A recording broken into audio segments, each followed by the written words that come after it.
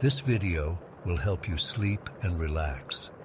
But before we begin, I would like to know which city you're from and what time you're watching this. Now, subscribe to the channel, relax, and let's begin. I was only 9 years old when it happened, but I remember it like it was yesterday. Some memories fade with time, but this one's burned into my brain. My brothers were just little. Joey was 5 and Mikey was 4, but they remember it too. We've talked about it as adults, and we all recall the exact same details. That's the creepiest part, I think. It was a Friday night in late October. My mom worked night shifts at the hospital back then, so we were home with our stepdad, Rick. The house in Millbrook was this old 2-story place, probably built in the 30s. It had wooden everything, floors, stairs, railings, and it made those sounds old houses make, creaks and groans that become part of daily life. But what we heard that night wasn't just the house settling. Earlier that day, my great-grandmother had passed away. She was 93 and had been sick for a while, so it wasn't unexpected. I didn't know her super well. She lived in a nursing home about 30 minutes away. But I remember she wasn't exactly the warm, cookie-baking type of great-grandma. She was stern, had these piercing eyes that made you feel like you were always doing something wrong. Mom would take us to visit her once a month, and I'd always be counting the minutes until we could leave. Anyway, that evening, Rick told us needed to sleep in the basement. The basement had been converted into 2 bedrooms, but we never liked sleeping down there. It was always cold, and the tiny windows let in barely any light. Plus, the stairs down to the basement were these narrow, steep things that creaked so loud you couldn't sneak up or down them if you tried. "But we don't want to sleep downstairs," I protested while Joey and Mikey nodded behind me. "It's scary down there." Rick sighed. He wasn't a bad stepdad, just kind of awkward around us sometimes. "Your mom wants you guys sleeping in your own beds tonight. She's had a long day with your great-grandma passing and everything." "Can't we just stay up here until she gets home?" I asked. Mom usually got home around 4 in the morning. "No, Emily, it's already past 9. You guys need to go to bed." We kept arguing, the way kids do when they're trying to delay bedtime. Rick was getting annoyed, sitting in his recliner with the TV on low. Our dog Max, this scruffy terrier mix, was curled up on the couch, and our cat Smokey was somewhere around, probably under a bed. That's when it started. We all heard it at the same time. The distinct sound of a footstep on the bottom stair leading up from the first floor to where we were.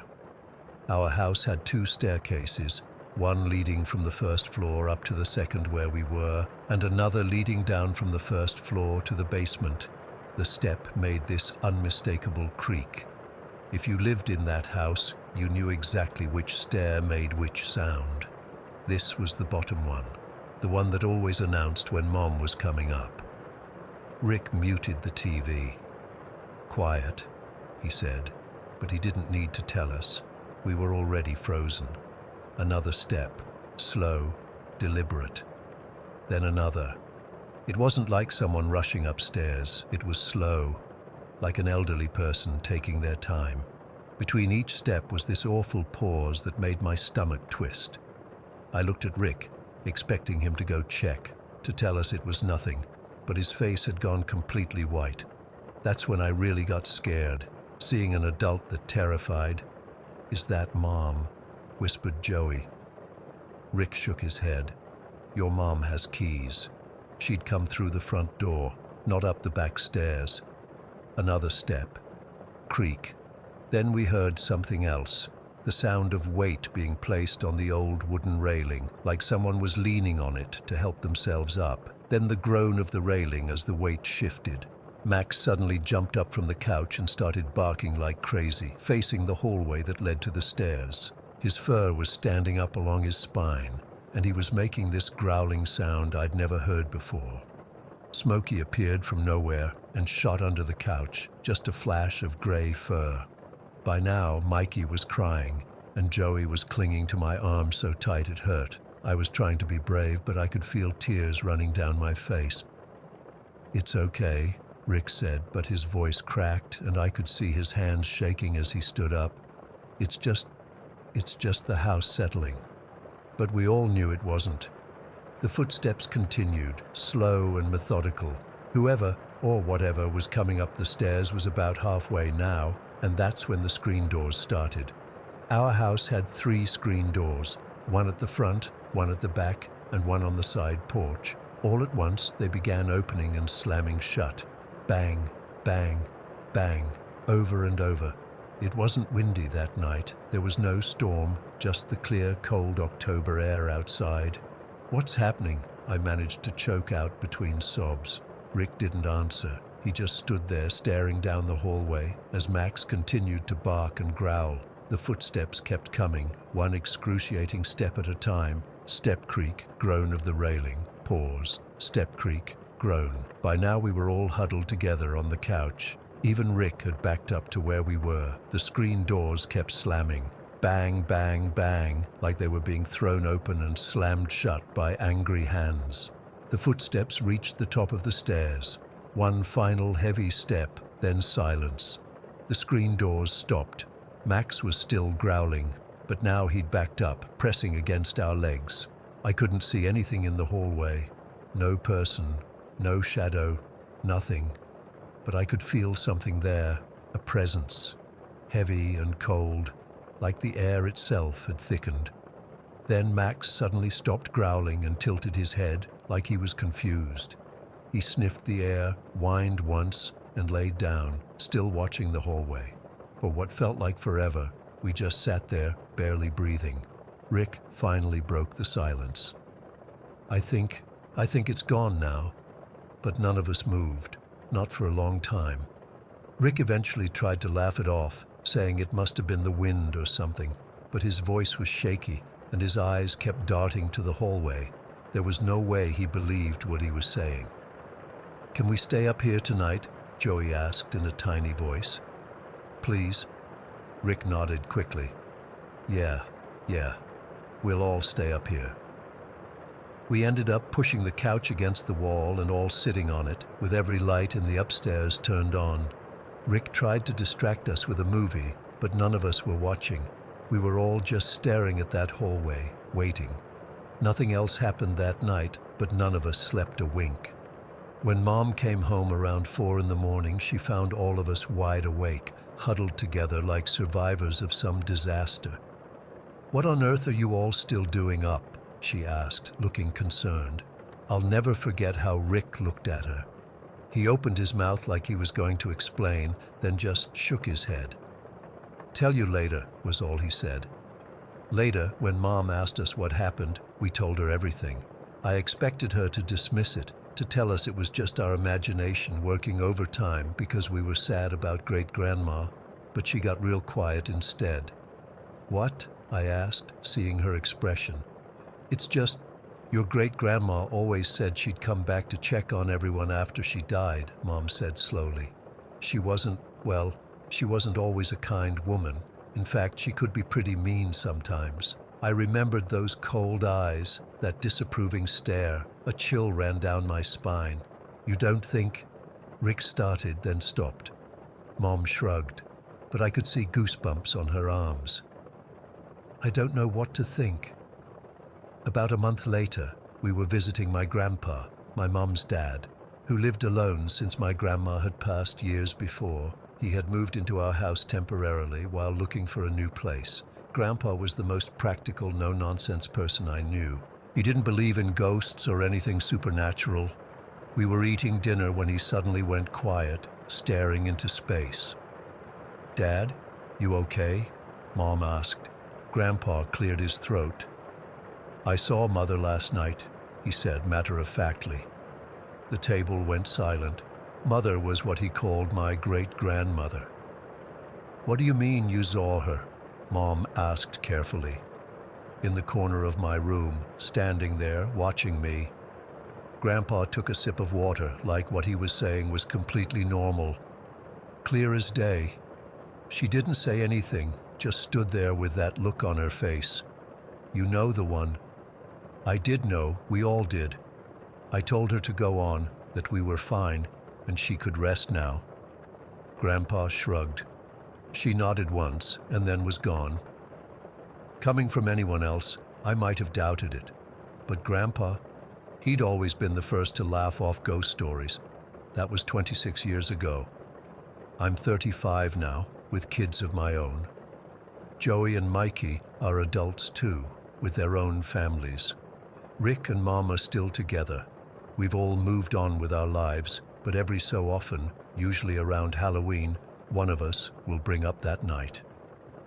Remember when great-grandma came to visit, we'll say, and we all go quiet because yes, we do remember. Every creak of those stairs, every slam of those screen doors, every second of that presence at the top of the stairs. I've never experienced anything like it since, and I hope I never do. But sometimes when I'm alone in my house at night and I hear an unexpected creak or groan, I freeze, just for a second, and I wait, listening for footsteps slowly climbing stairs that aren't there.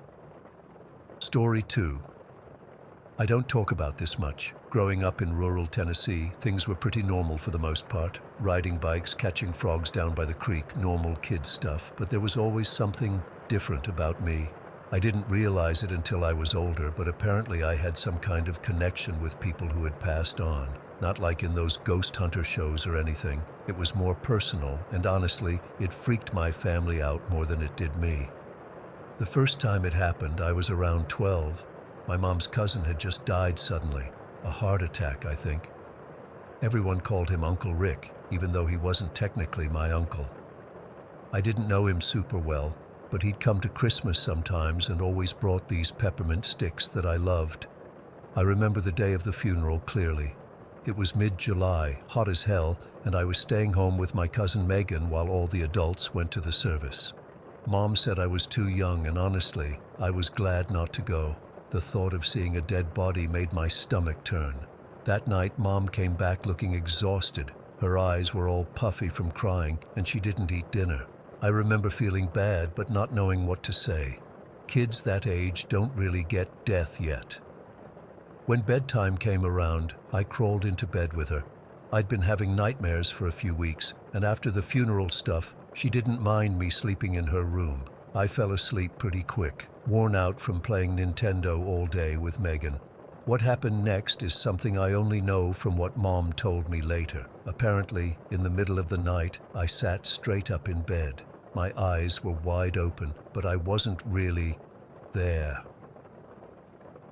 Mom said she knew something was wrong immediately because I turned to look at her with this weird, blank expression. Then, out of nowhere, I spoke in a voice that didn't sound like mine, deeper, more adult-like. I said, "Hello, Lindy. Tell Vicky I'm okay and stop crying so much." Then I just laid back down and went right back to sleep. Didn't remember a thing in the morning. Mom was absolutely freaked out. She shook me awake and was like, "Thomas, what did you just say?" But I had no idea what she was talking about. I thought she'd had a bad dream or something. Later that day, when we were alone, she sat me down and explained why she was so upset. Nobody called her Lindy except for Uncle Rick. It was a nickname he'd given her when they were kids, and he was the only one who ever used it. And Vicky was his girlfriend who had been completely devastated at the funeral, crying so hard she could barely stand.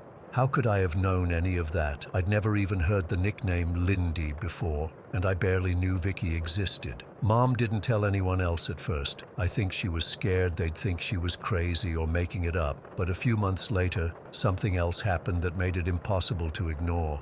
I was playing in my room with this old toy phone my grandma had given me. It was just a plastic thing with buttons that made beeping sounds when you pressed them. I was sitting on my bedroom floor, punching random numbers and holding the receiver to my ear, pretending to talk to people like kids do. Mom said she walked by my room and heard me talking, which wasn't unusual, but then she stopped when she heard what I was saying. I was describing in detail a camping trip that she and her godmother Georgia had taken when Mom was 15. I was talking about specific things, like how they'd forgotten the tent poles and had to sleep in the car, or how Georgia had fallen into the lake with her clothes on and they'd had to build a big fire to dry them. The thing is, Georgia had died from a brain aneurysm years before I was born, and Mom had never told me those stories. She came into my room and asked who I was talking to. I remember this part clearly. I put my hand over the receiver and said, "Hold on," then asked into the phone, "What's your name again?" I paused like I was listening, then looked up at Mom and said, "She said she's Georgia." Mom's face went white. She sat down on my bed and just stared at me. I didn't understand what the big deal was. I was just playing as far as I knew. But later, she told me that the details I'd been reciting were things only she and Georgia would have known. After that, whenever she'd catch me playing with phones or talking to myself, she'd casually ask, "Who are you talking to, Thomas?" Sometimes I'd just say, "Nobody," or make up a name. But other times I'd give the name of someone who'd passed away, relatives I'd never met, old family friends, people from the community. The most significant event happened when I was 5. My mom's oldest brother, my Uncle Dave, committed suicide. It hit the family hard. I knew Uncle Dave was gone, but I didn't really understand what that meant. Death isn't something you fully grasp at that age. At the funeral, everyone was devastated. I remember seeing my cousins, Uncle Dave's kids, sitting in the front row, their faces streaked with tears. I didn't understand why they were so sad when I could clearly see Uncle Dave standing right behind them, his hand on my older cousin Jamie's shoulder. During the reception afterward, I went up to Jamie and said, "Why are you crying? Uncle Dave is right there." Jamie got mad and pushed me away. "That's not funny, Thomas. Don't be a little jerk." I was confused and upset that no one believed me. I could see Uncle Dave plain as day, walking around the room, stopping to look at photos of himself on the memorial board, shaking his head at some of the food choices. He always hated deviled eggs, and someone had brought 3 platters of them. When my cousins started making fun of me for making stuff up, I ran and hid in the coat closet in the church hallway. I was crying, feeling misunderstood and alone. That's when the closet door opened, and Uncle Dave crouched down beside me. "Hey, buddy," he said softly. "Why are you hiding in here?" "Nobody believes me that I can see you," I sniffled. Jamie pushed me. Uncle Dave sighed. "They can't see me, Thomas. Only you can." "Why?" I asked. "I don't know," he said. "Some people just have a gift. You can see me for now, but you might not always be able to." "Are you going to heaven?" I asked, because that's what my Sunday school teacher had said happened when people died. He smiled a little sadly. "I'm working on it, but I needed to make sure everyone was going to be okay first." "Jamie's really mad at you," I told him. "I know," he said. "I messed up. I wasn't thinking clearly. Will you tell him something for me?" I nodded. "Tell him to look in the tackle box in the garage, the green one. There's a letter I wrote him a long time ago. I want him to have it." I promised I would, and then Uncle Dave hugged me. It felt real, not cold or ghostly, like in movies, just like a normal hug from my uncle. When I came out of the closet, my mom was looking for me. I told her I needed to talk to Jamie right away. She was reluctant, seeing how upset Jamie had been earlier, but I insisted it was important. Mom took me over to where Jamie was sitting with his girlfriend. "Jamie," I said, "Uncle Dave says to look in the green tackle box in the garage. He left you a letter." Jamie's face changed. First shock, then anger, then something else. "How would you know about that?" he demanded. "Uncle Dave just told me, in the closet."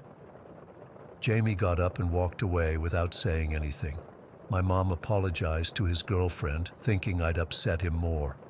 But the next day, Jamie came to our house. He asked to talk to me alone, which was weird because teenagers don't usually want to hang out with little kids. We sat on the porch swing, and he had a folded piece of paper in his hands.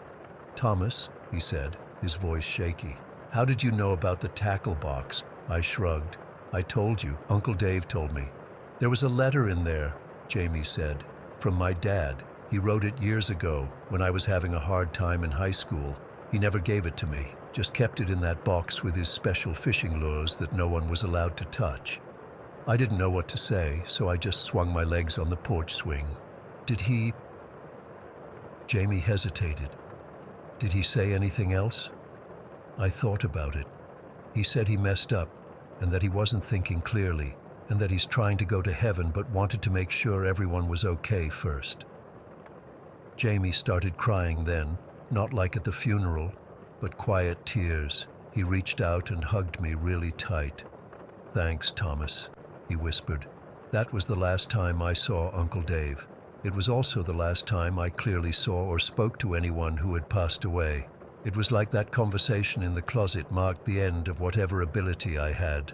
I'm 28 now, and while I don't see the dead anymore, I still experience strange things. Dreams that come true, knowing who's calling before I check my phone, feeling a presence in an empty room. Sometimes I wonder what happened to that ability. Did I outgrow it? Did something change in me? Or was Uncle Dave right? Maybe it was just temporary, a gift I was only meant to have for a little while. I've never talked to a psychiatrist or anything about this. I'm not crazy, and I'm not looking for attention. These things happened. My mom still gets a weird look on her face when the subject comes up, and Jamie, who's in his 40s now with kids of his own, still calls me on the anniversary of Uncle Dave's death every year just to check in.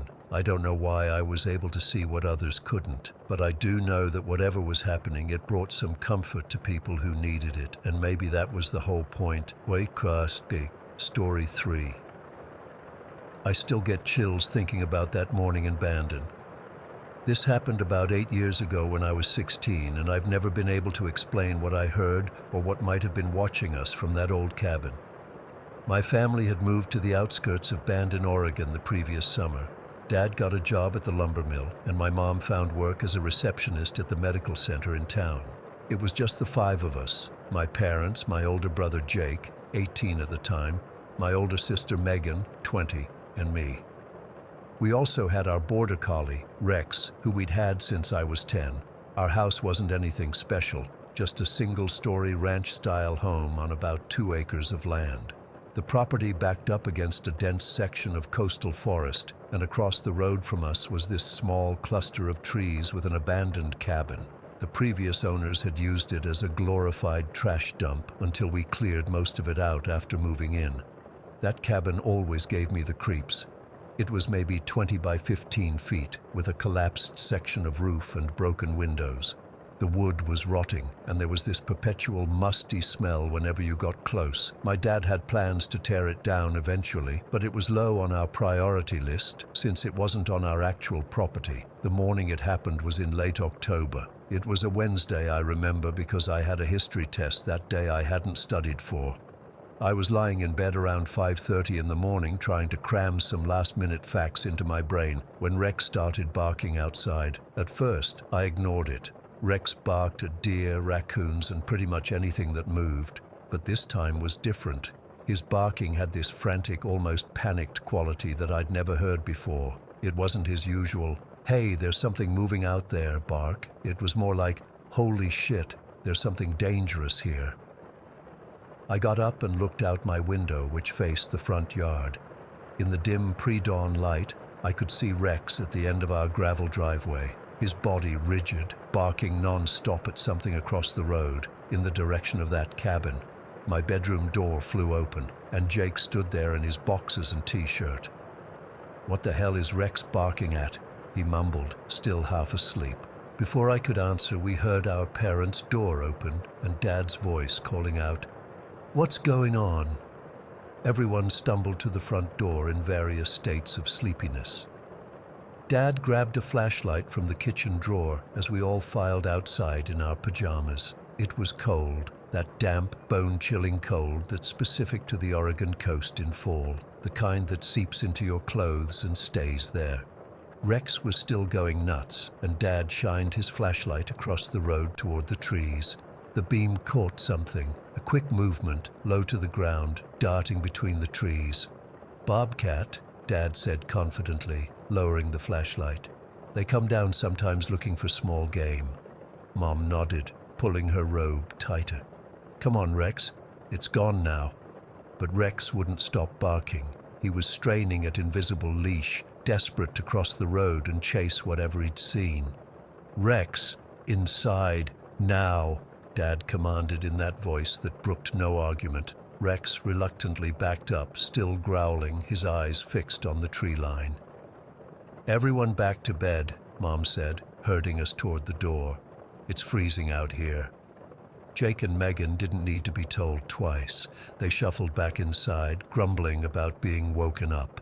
My parents followed, Dad practically dragging Rex by the collar. But I stayed outside. Something felt off. The explanation made sense. Bobcats weren't uncommon in our area, but Rex had never reacted that way to wildlife before. He'd chased deer for fun, but he'd never shown fear like this. I stood on our front porch as the others went inside, watching the sky gradually lighten from black to a deep blue. It was probably around 6 in the morning by then, still dark, but with just enough light to make out shapes. That's when I heard it. A gasp, a sharp, raspy intake of breath that sounded like someone was choking. It came from the direction of the cabin. At first I thought maybe I'd imagined it, but then it came again, this horrible, labored, gasping sound. Like someone struggling to breathe with fluid in their lungs, or like something that wasn't used to breathing our air. The sound made the hair on my arms stand up. It wasn't an animal sound, at least not one I'd ever heard before, and it definitely wasn't human. I froze, too scared to move, my eyes fixed on that cabin about 50 yards away. The gasping came again, 3 quick rasps in succession, followed by silence. I wanted to run inside, but my feet felt rooted to the porch. That's when I noticed something at one of the cabin's broken windows, a pale shape, just barely visible in the growing dawn light. It was only there for a second before it withdrew into the darkness inside. Another gasp, louder this time, then a scratching sound, like nails or claws against wood. That broke my paralysis. I bolted inside, slamming the door behind me and locking it. My hands were shaking so badly I could barely turn the deadbolt. "What's wrong?" Mom called from the kitchen, where she was starting coffee. I tried to explain what I'd heard, but it came out jumbled and incoherent. Dad came in, frowning, and put his hand on my shoulder. "You're white as a sheet," he said. "What happened?" I took a deep breath. "There's something in the cabin." I heard it, gasping, and I saw something at the window. Dad sighed. "Probably a raccoon with distemper or something. They can make weird noises when they're sick." "No," I insisted. This wasn't a raccoon. It was bigger, and the sound was wrong. Jake had wandered back in, curious about the commotion. "Maybe it was just the wind through the broken windows," he suggested. "That place is falling apart." I knew what I'd heard wasn't the wind, but I also knew that arguing would get me nowhere. Dad was already getting ready for work, and Mom was busy making lunches. "I'll check it out this weekend," Dad promised. "If something's made a nest in there, we should know about it." School that day was a blur. I couldn't focus on anything, least of all my history test. The gasping sound kept replaying in my head, and every time I closed my eyes, I saw that pale shape at the window. When I got home, I went straight to our desktop computer and started researching wildlife in the Oregon coastal region. I looked up sounds made by bobcats, cougars, bears, raccoons, possums, everything I could think of. Nothing matched what I'd heard. Then I started looking into local legends, thinking maybe there was some regional cryptid I didn't know about. That's when I came across a forum post about something called the rake. According to the scattered accounts, the rake was some kind of pale humanoid creature that moved on all fours. Most sightings described it as emaciated, with oversized hands ending in long claws, and several accounts mentioned a distinctive sound it made, a labored, gasping breathing. I felt sick reading the descriptions. They matched too closely to what I'd experienced. That night, I barely slept. I kept my curtains tightly closed and pushed my dresser in front of my door. Every creak of the house, every rustle of branches outside my window made me jerk awake. Around 3 in the morning, Rex started barking again, that same panicked bark from the previous day. I heard my dad get up and yell at him to be quiet. The barking stopped abruptly, followed by a high-pitched whine, then silence. I wanted to get up and check, but fear kept me pinned to my bed. Eventually, I must have fallen asleep, because the next thing I knew, my alarm was going off for school. At breakfast, Dad mentioned that Rex had been acting strange again during the night. He was barking at nothing, Dad said, sipping his coffee. Then he just stopped and crawled under the porch, wouldn't come out even when I called him. My stomach dropped. Did you see anything outside? Dad shook his head. Too dark, but probably just another bobcat or maybe a coyote. Rex stayed under the porch all day. When I got home from school, I tried to coax him out with treats, but he just whined and pressed himself further back into the shadows. His eyes were wide, and he was trembling slightly. That night, I convinced Jake to come with me to check out the cabin before it got dark. He thought I was being ridiculous, but agreed just to prove there was nothing to worry about. We approached the cabin cautiously, Rex watching us nervously from under the porch but refusing to follow. The cabin looked the same as always, dilapidated, partially collapsed, with broken windows and a door hanging by one hinge. "See? Nothing here," Jake said, waving his arms around dramatically. But then we both noticed something on the ground, near the cabin's entrance. Deep scratches in the dirt, like something had been dragged inside, and on the weathered wooden door frame, about 4 feet up, were more scratches. These looked fresher, exposing lighter wood underneath the gray, weathered surface. Jake's smile faded. "Probably just raccoons," he said, but he didn't sound convinced. I stepped closer to the doorway and immediately regretted it. The smell hit me like a wall, a pungent, musky odor mixed with something sickly sweet and rotten. I gagged and stepped back. "What the hell is that?" Jake covered his nose with his shirt. We both backed away from the cabin. As we did, I heard it again.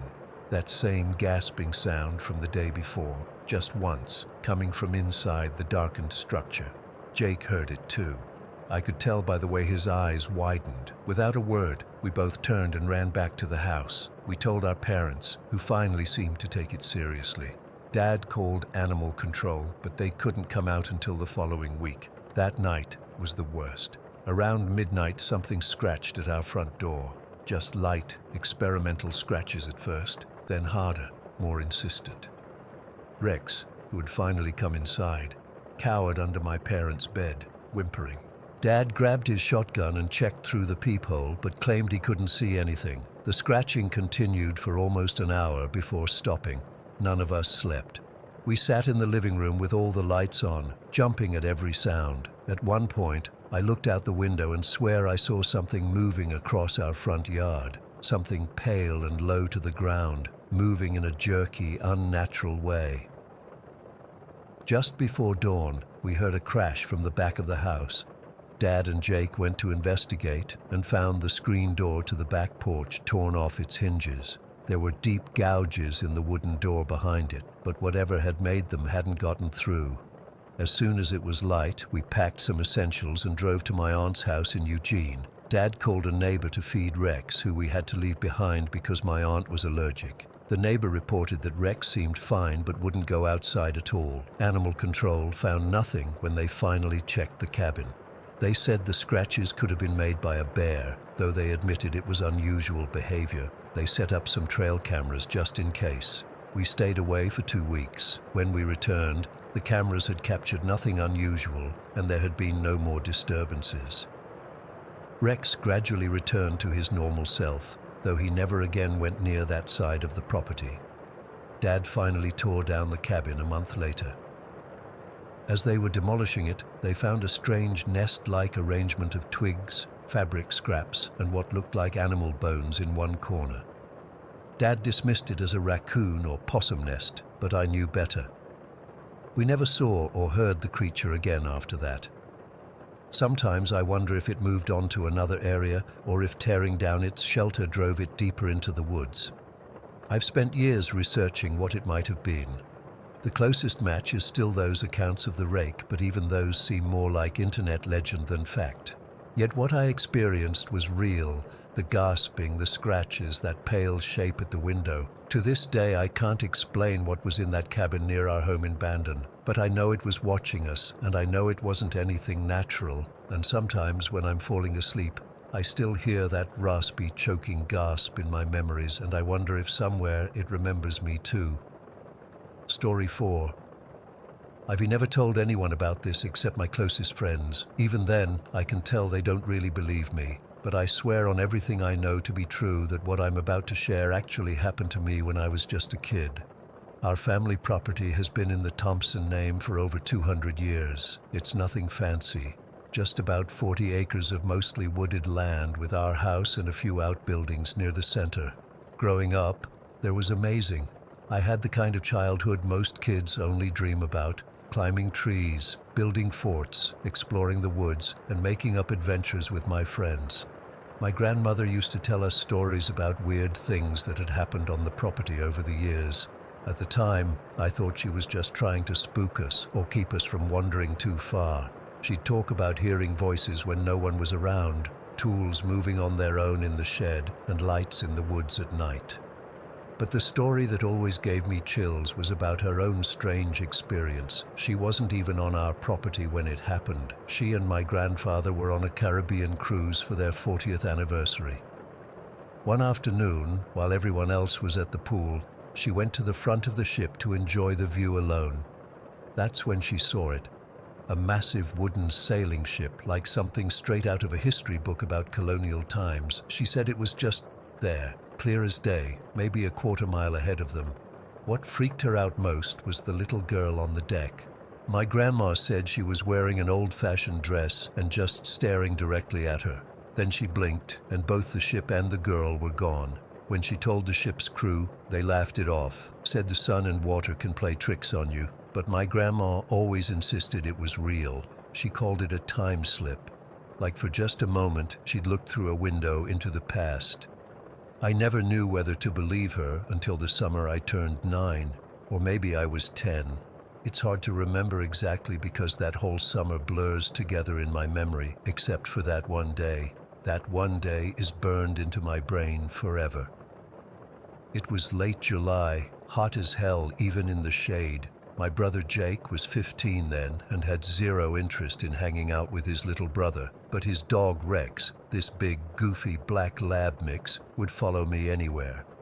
That day, my two best friends, Dylan and Connor, had biked over to hang out. We were bored out of our minds because it was too hot to do anything. Let's go explore the backwoods, I suggested. Maybe we can find that old hunting cabin my dad always talks about.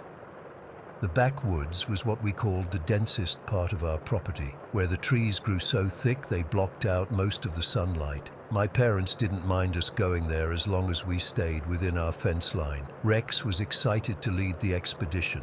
He shot ahead of us, nose to the ground, tail wagging like crazy. We followed the game trails, the narrow dirt paths created by deer and other animals. The temperature dropped about 10 degrees once we got deep into the trees, which was a relief. How much further? Connor whined after we'd been walking for maybe 20 minutes. Not sure, I admitted. I'd only been to the cabin once with my dad, and honestly had no idea if we were even heading in the right direction. Rex suddenly barked and took off running. "Come on!" I shouted, breaking into a run after him. We chased Rex through the woods until we reached our property's fence line. Just a simple 3-strand barbed wire fence that had been there longer than I'd been alive. It wasn't meant to keep people out, just to mark the boundary between our land and the Martins' property next door. Rex had squeezed underneath the fence and was barking at something on the other side. "We should go back," Dylan said. "Your dad said not to cross the fence, remember?" He was right. My dad had been clear about that rule. But Rex was still barking, and I was worried he might get lost. "I'll just grab Rex and come right back," I said. "You guys wait here." I approached the fence, looking for the spot where the bottom wire was highest off the ground. Instead, I found a section where the middle wire was loose enough that I could push it up and the bottom wire down, creating a gap big enough to slide through. I ducked down and carefully stepped through the gap, making sure not to catch my clothes on the barbs. As I straightened up on the other side, something shifted. It's hard to explain exactly what happened. One second I was in the dense woods, and the next second, I wasn't. The trees were gone, all of them. Where there had been thick forest just a moment before, now there was an open clearing about an acre in size. In the distance, I could see more woods, but where I stood was completely exposed. My first thought was that I'd somehow gotten turned around and ended up near our house, but our house wasn't there either. The fence I'd just crossed looked different too. The wooden posts were straighter, less weathered. The wire seemed shinier, newer. I turned around in a complete circle, trying to get my bearings. That's when I noticed 3 small mesquite trees in a row, maybe 10 feet tall each. They were just saplings, but I recognized the arrangement. We had 3 massive ancient mesquite trees in that exact pattern near our driveway. But these trees were tiny in comparison. My heart started racing. I felt dizzy, like I was dreaming but knew I was awake. About 50 yards away stood an old-style windmill, the kind used to pump water. We had the rusted remains of one on our property, but this one was intact, or mostly intact. One of its blades was broken and it creaked eerily as it turned in the wind. The wind. I suddenly realized how quiet it was. No birds, no insects, just the soft whisper of wind and the creaking of that windmill. The air felt different too, drier, cleaner somehow. And the sunlight, it was all wrong. It was brighter, more intense, like someone had turned up the contrast on the world. Colors looked sharper, shadows darker. "Rex," I called out, my voice sounding thin and strange in the open space. There was no sign of my brother's dog, no sign of Dylan or Connor either, who should have been visible just on the other side of the fence. I took a few steps forward, my sneakers crunching on dry grass. The sensation was too real to be a dream. I pinched my arm hard. It hurt, definitely not dreaming. A sudden chill ran down my spine despite the heat. It wasn't fear exactly, more like a deep, primal understanding that I was somewhere I shouldn't be. Something about this place felt off in a way my 9-year-old brain couldn't fully process. I don't know how long I stood there. It could have been seconds or minutes. Time itself felt strange, stretched and compressed at the same time. But gradually, an overwhelming feeling grew inside me, a certainty that I needed to go back. Now, I turned and hurried back to the fence. It looked so ordinary, so out of place in this altered reality. I ducked down and slipped through the same gap I'd used before. As I straightened up on the other side, the world snapped back. The dense woods surrounded me again. The sounds of summer, birds calling, insects buzzing, leaves rustling, filled my ears. Everything was exactly as it had been before I crossed the fence.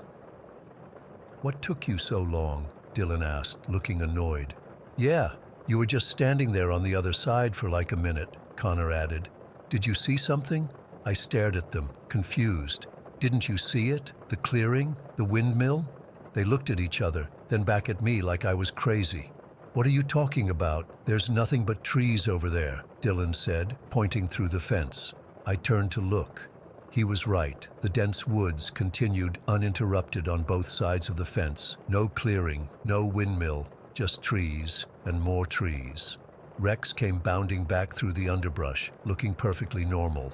He squeezed under the fence and jumped up to lick my face. "You're being weird," Connor said. "Come on, let's keep looking for that cabin." I followed them mechanically, my mind racing.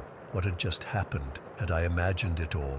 But it had felt so real. The dry grass under my feet, the creaking windmill, the strange quality of the sunlight. The rest of that day passed in a blur. We never found the cabin and eventually headed back home for lunch. I couldn't focus on anything. My mom asked if I was feeling sick because I was so quiet. That night, I couldn't sleep. I kept thinking about what my grandmother had said about her time slip. Had I experienced the same thing? Had I somehow stepped into a different time when I crossed that fence? The next day, I went back alone. I found the same section of fence and crossed it exactly as I had before.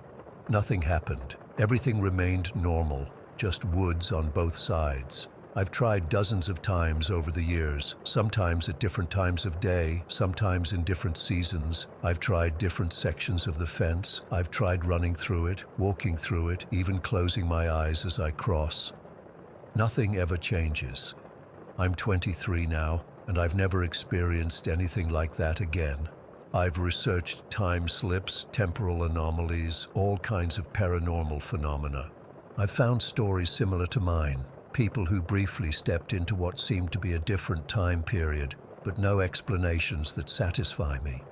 Looking back at what I saw, I think I was seeing our land as it existed maybe 70 or 80 years ago, before my grandfather expanded the house and before those mesquite trees had grown to their current massive size. The windmill makes sense. My dad told me there used to be a working one on the property until a storm damaged it beyond repair in the 1950s. What bothers me most isn't what I saw, it's that I can never prove it happened. Dylan and Connor swear I just stood there staring at nothing for a minute before coming back through the fence.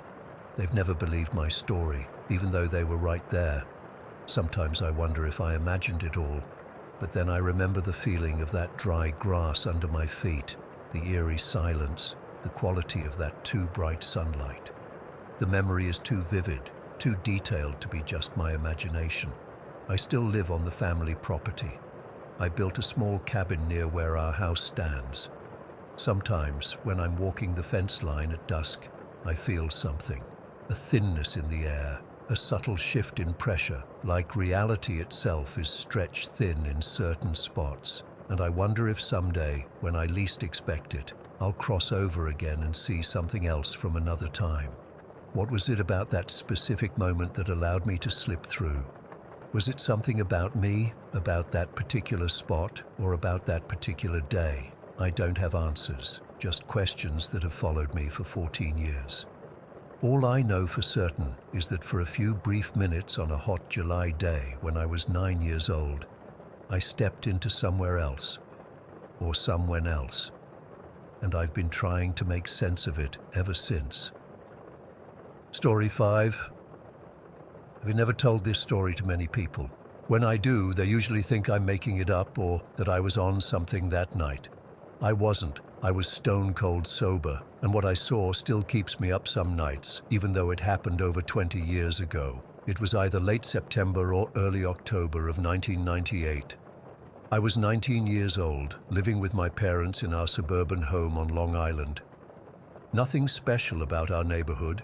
Just your typical quiet streets with modest houses, all neatly lined up with their small front yards and basketball hoops in driveways. That night, I was at my buddy Jeff's place a few blocks away.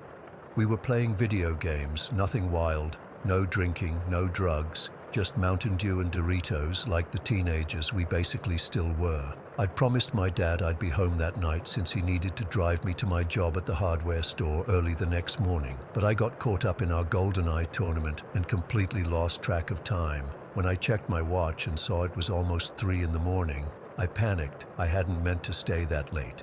Jeff was passed out on the couch and I didn't want to wake his parents by calling for a ride.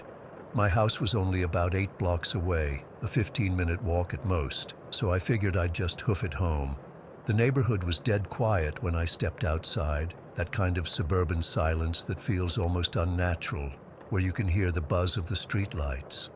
The air had that first hint of fall crispness to it, not quite cold, but definitely not summer anymore. No cars on the road, no people walking dogs, nothing. Just empty streets bathed in that sickly orange glow from the streetlights.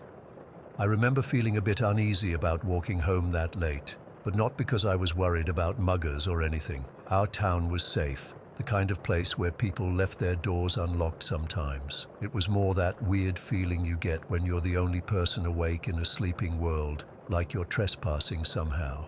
I'd gone about 5 blocks cutting through the grid of streets in our neighborhood when I came to the intersection of Maple and Birch, not the real street names, but close enough. I was about 2 blocks from my house at this point. I remember looking both ways out of habit, even though there wasn't a car in sight. That's when I noticed it. About 3 intersections ahead of me, under one of the streetlights, something was moving. At first, I thought it was just someone else walking late at night, and I remember feeling relieved that I wasn't the only one awake. But then I got a better look, and that's when the hair on my neck stood up. It looked like a person, but there was something immediately wrong about the proportions. It appeared to be wearing all white, like a white suit or outfit that seemed to have a faint glow to it under the streetlight. Not glowing like it was radioactive or anything, just reflecting the light in a way that seemed unusual. The thing that made my stomach drop was its height. This wasn't a normal person. This thing was impossibly tall, like freakishly, unnaturally tall. My brain couldn't make sense of what I was seeing. It was moving with a smooth, deliberate gait down the middle of the street, and its height was just wrong. I froze completely. I couldn't move, couldn't breathe. It was like my brain short-circuited trying to process what I was looking at. The figure hadn't noticed me yet. It was moving perpendicular to my position, crossing from one side of the street to the other. Then it stopped. It just stopped dead in its tracks, and even from that distance, I felt like it had sensed me somehow. It slowly began to turn in my direction. That's when my survival instinct kicked in. I didn't consciously decide to run. My body made that decision for me. I cut diagonally across the intersection, hooked a right, and started sprinting down the street that would take me to my house by a different route. I've never run that fast before or since. It didn't even feel like running. It was like I was floating or gliding, powered by pure adrenaline. My feet barely seemed to touch the ground. I could hear my heartbeat pounding in my ears, and my breath came in short, panicked gasps. I remember the sound my sneakers made on the pavement, a rhythmic slapping that seemed impossibly loud in the quiet night. I didn't dare look back until I reached the edge of my property. Our house was at the corner of the block, with a big oak tree in the front yard. When I got to that tree, something made me turn and look. What I saw then is burned into my memory forever. The white figure had reached the second intersection from where I'd first spotted it.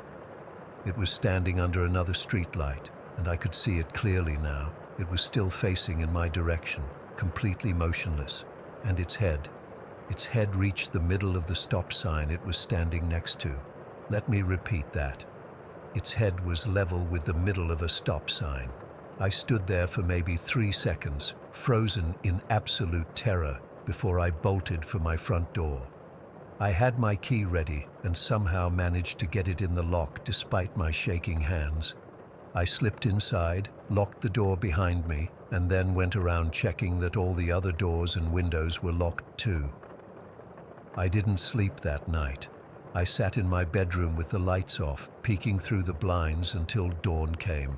I never saw the figure again, but I couldn't shake the feeling that it knew where I lived. The next day, after my dad dropped me off at work, I couldn't focus on anything. My manager asked if I was feeling sick because I kept dropping things and staring off into space. When my shift ended, I walked back to that intersection where I'd seen the figure standing by the stop sign. Using a tape measure I'd borrowed from work, I measured from the ground to the middle of that stop sign, 10.5 feet. 10.5 fucking feet. That's not possible. No human is that tall. The tallest person ever recorded was Robert Wadlow at 8 feet 11 inches, and he could barely walk without assistance. This thing I saw was moving smoothly, deliberately, like it had complete control of its impossible body. I've spent years trying to rationalize what I saw that night. Was it some kind of optical illusion caused by the streetlights? Was I more tired than I realized and hallucinated it? Was it someone on stilts playing a prank? Nothing fits. I wasn't drunk or high. I wasn't sleep-deprived or prone to hallucinations. And who the hell would be walking around on 10-foot stilts in the middle of the night in suburban Long Island? What bothers me most aren't just the questions about what it was, but why it was there. If you're some kind of abnormal entity that doesn't want to be discovered, why would you walk through a residential neighborhood, even at 3 a.m.? Where was it going? What was it doing there? Was it looking for something or someone? Sometimes I wonder if other people have seen it too, but, like me, are too afraid of sounding crazy to talk about it. I've searched online for similar sightings in my old neighborhood, but never found anything concrete. I moved away from Long Island a few years later for college and never moved back. I tell myself it's because of better job opportunities elsewhere, but deep down I know that's not the whole truth. Even now, over 20 years later, I still have nightmares about that figure. In my dreams, it's always standing outside my window, its head level with the second floor, waiting for me to notice it. The rational part of my brain says there must be an explanation. The primal part that felt that bone-deep terror that night knows better. Some things exist outside our understanding, and maybe we're better off not knowing what they are or why they're here. All I know is that on a quiet fall night in 1998, I saw something impossible walking through my neighborhood. And sometimes, when I'm alone at night and hear the wind outside, I can't help but wonder if it's still out there, walking those empty streets in the dark, its head level with the stop signs, looking for whatever it was searching for that night. Story 6. I never wanted to talk about this until now. It's been almost 10 years since Dad passed, but I still can't drive down our old street in Henderson without looking at that window, and sometimes she's still there watching. I was 15 when Dad's cancer got really bad. Mom had already left us years before. She couldn't handle Dad's first diagnosis and just disappeared one day, so it was just me taking care of him. I had to grow up fast. Our house was nothing special, just a typical Nevada suburban home with beige stucco and a small yard that was mostly rocks and a few desert plants. Inside, it smelled like medicine and cleaning products, no matter how much I tried to air it out. Dad's hospital bed took up most of the living room since he couldn't manage the stairs anymore. We had a recliner next to it where he'd sit when he felt strong enough to get out of bed. The worst part about Dad's cancer wasn't even the cancer itself. It was what it did to him, the pain, the weakness, but especially the sickness. I can't stand vomit. Never could. Even hearing someone gag would send me into a panic. Dad knew this, and he tried so hard to protect me from it, even when he was the one suffering. This one afternoon in October, I came home from school and found Dad sitting in his recliner. He looked awful, pale and sweaty, with that look in his eyes that told me he was fighting a wave of nausea. As soon as I walked in, he waved me away. "Go upstairs, Rach," he said, his voice strained. "I'm not feeling great." I didn't argue. I grabbed my backpack and practically ran up the stairs, feeling guilty but relieved. I put my headphones on and started my homework, trying to drown out any sounds from downstairs. About 20 minutes later, I heard Dad's voice. Not the pained moans I was dreading, but actual conversation, like he was talking to someone. I pulled off my headphones and listened. Dad lived on pain meds, so sometimes he got confused, but this sounded different. It sounded like he was having a real back and forth with somebody. Then I heard him call my name. Not panicked, just normal. "Rachel, can you come down for a second?" I went downstairs cautiously, ready to bolt if he looked sick. But when I got to the living room, Dad was staring at me with the strangest expression. "What's wrong?" I asked. "You just..." He pointed toward the hallway that led to the downstairs bathroom. "Weren't you just walking to the bathroom?" I shook my head. "No, I've been upstairs since I got home." Dad's face went completely white. "She's back," he whispered. That's when I remembered what we both tried to forget most of the time. The house wasn't just ours. Dad and I both had what he called the sensitivity. We could feel things other people couldn't, see things sometimes. When I was little, I thought everyone could see the shadow people or feel when a room had something angry in it. Dad taught me it was special, but also that we needed to be careful with it. "Which one?"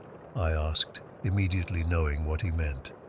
We had two female, I guess you'd call them entities in our house.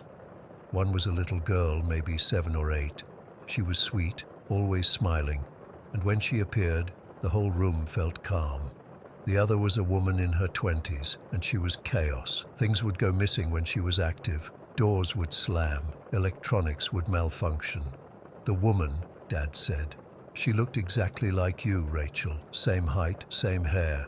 But when she turned toward the bathroom, I could tell it wasn't your face." I felt cold all over. "What did her face look like?" Dad shook his head. I couldn't see it clearly, just enough to know it wasn't you. That night was rough. Dad's pain got really bad around 2 in the morning. I was sleeping on the couch to be near him, and his moaning woke me up. I rushed to his side, holding his hand while he gripped his stomach. "Pills," he gasped. "Need my pills." I was about to get them when I felt the temperature in the room drop. Not in a scary way. It was like walking into air conditioning on a hot day. Refreshing, calm. That's when I saw her, the little girl. She walked out of the kitchen like she owned the place, barefoot in a simple white dress. She smiled at me, then looked at Dad and frowned with such genuine sympathy that I almost started crying. She walked right up to us, and I wasn't scared at all. She reached out and gently moved my hand from Dad's leg, replacing it with her own tiny palm. The effect was immediate. Dad's whole body relaxed and he took a deep breath like he hadn't been able to fill his lungs properly for days. "Who are you talking to?" Dad asked me, his voice suddenly stronger. "The little girl," I said. "Can't you see her?" Dad shook his head but smiled. "No, but I can feel her. The pain's gone." The little girl stayed for about 15 minutes, just sitting there with her hand on Dad's leg. Then she stood up, smiled again, and walked back to the kitchen, disappearing through the wall. After that night, she became Dad's guardian angel. She'd appear during his worst moments, always to him, never to me again. He'd be in agony one minute, then suddenly relax the next, and he'd whisper, "She's here." The woman, though, she was different. She'd appear when Dad was sleeping. I'd see her standing at the foot of his bed, just watching him. Once I woke up to find her sitting on the edge of my bed, her back to me. When I gasped, she vanished. Things escalated about a month before Dad died. The woman started appearing more frequently, and now she wasn't just watching, she'd move things around. Dad's medicine would disappear, only to turn up in weird places like the refrigerator or inside a shoe. The TV would turn on in the middle of the night at full volume. Once, all the kitchen cabinets were open when I came down in the morning. Dad was too weak by then to deal with any of it. The cancer had spread to his bones, and even with hospice coming daily, most of his care fell to me.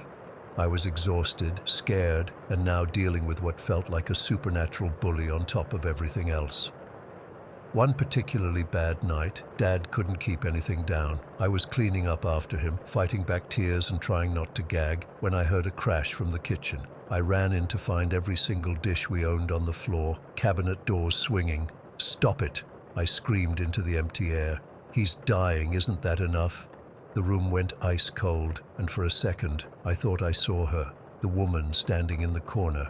But then the cold changed. It became soothing, like before. And instead of the woman, the little girl appeared, walking through the broken dishes toward me. She took my hand and led me back to Dad, who had somehow fallen asleep despite the noise. She motioned for me to sit in the chair beside him, then placed her small hand on his forehead. Dad's pained expression relaxed immediately. The little girl looked at me and, for the first time, spoke. "Same," she said, pointing to herself. Then she pointed toward the kitchen where the woman had been. "Same." I didn't understand at first, but as I watched her, her image seemed to flicker. For just a split second, I saw the older woman superimposed over the child, like two photographs laid on top of each other. "You're the same person," I whispered. She nodded, then vanished. Dad died 3 days later. It was peaceful, which felt like a miracle after all the suffering. The little girl was there. I couldn't see her, but I felt her presence, cool and calming. Dad opened his eyes one last time, smiled at something over my shoulder, and then he was gone.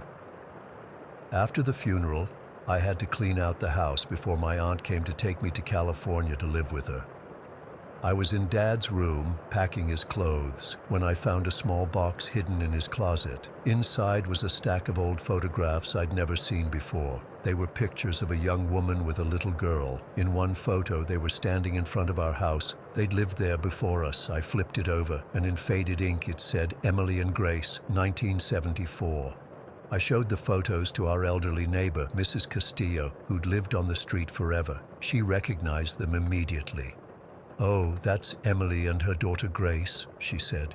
"They lived in your house back in the 70s. Such a tragedy." She told me Emily had been a single mother who worked 2 jobs to support her daughter. One night, she came home exhausted and took some sleeping pills. A fire started in the kitchen while she was asleep. Grace, only 7, tried to wake her mother, but the sleeping pills were too strong. Neither of them made it out. The strangest thing, Mrs. Castillo said, was that they found the child in her mother's bed, like she'd crawled in to comfort her mother at the end. It all made sense then. The little girl, Grace, was the comforter, the healer.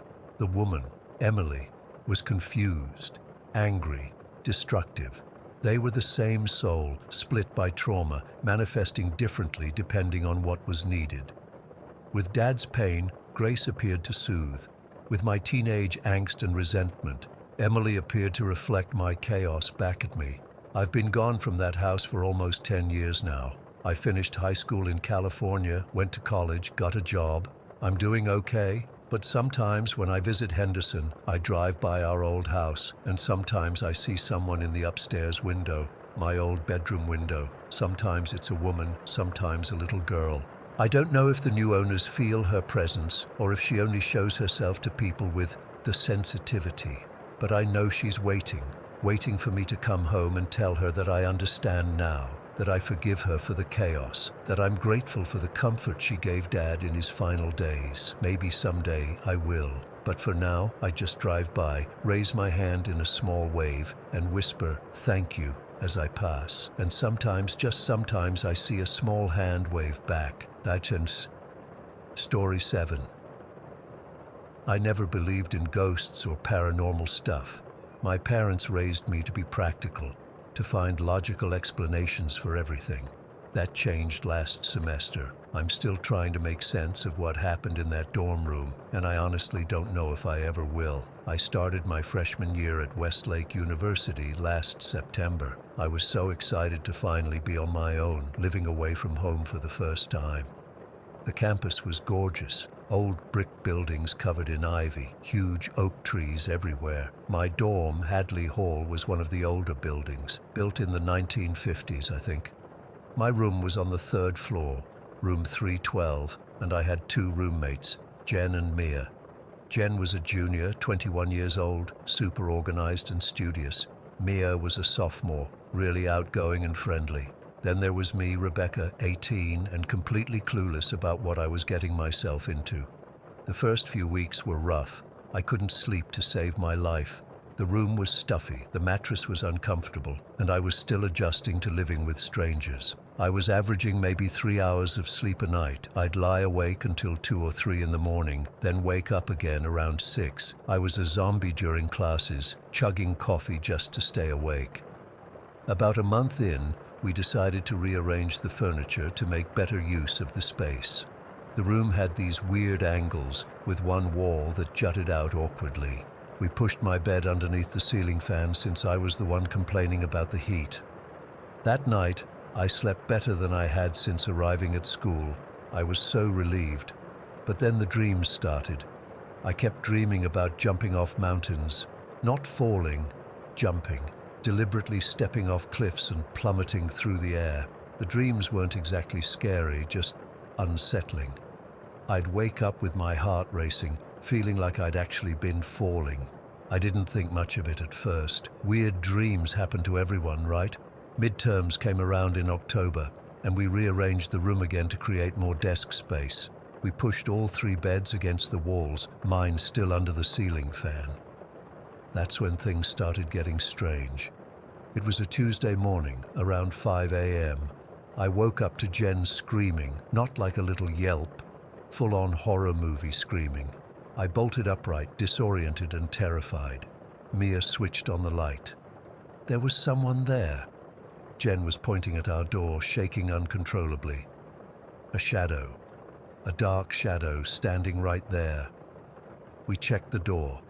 It was unlocked. I distinctly remembered locking it before going to bed. I always did.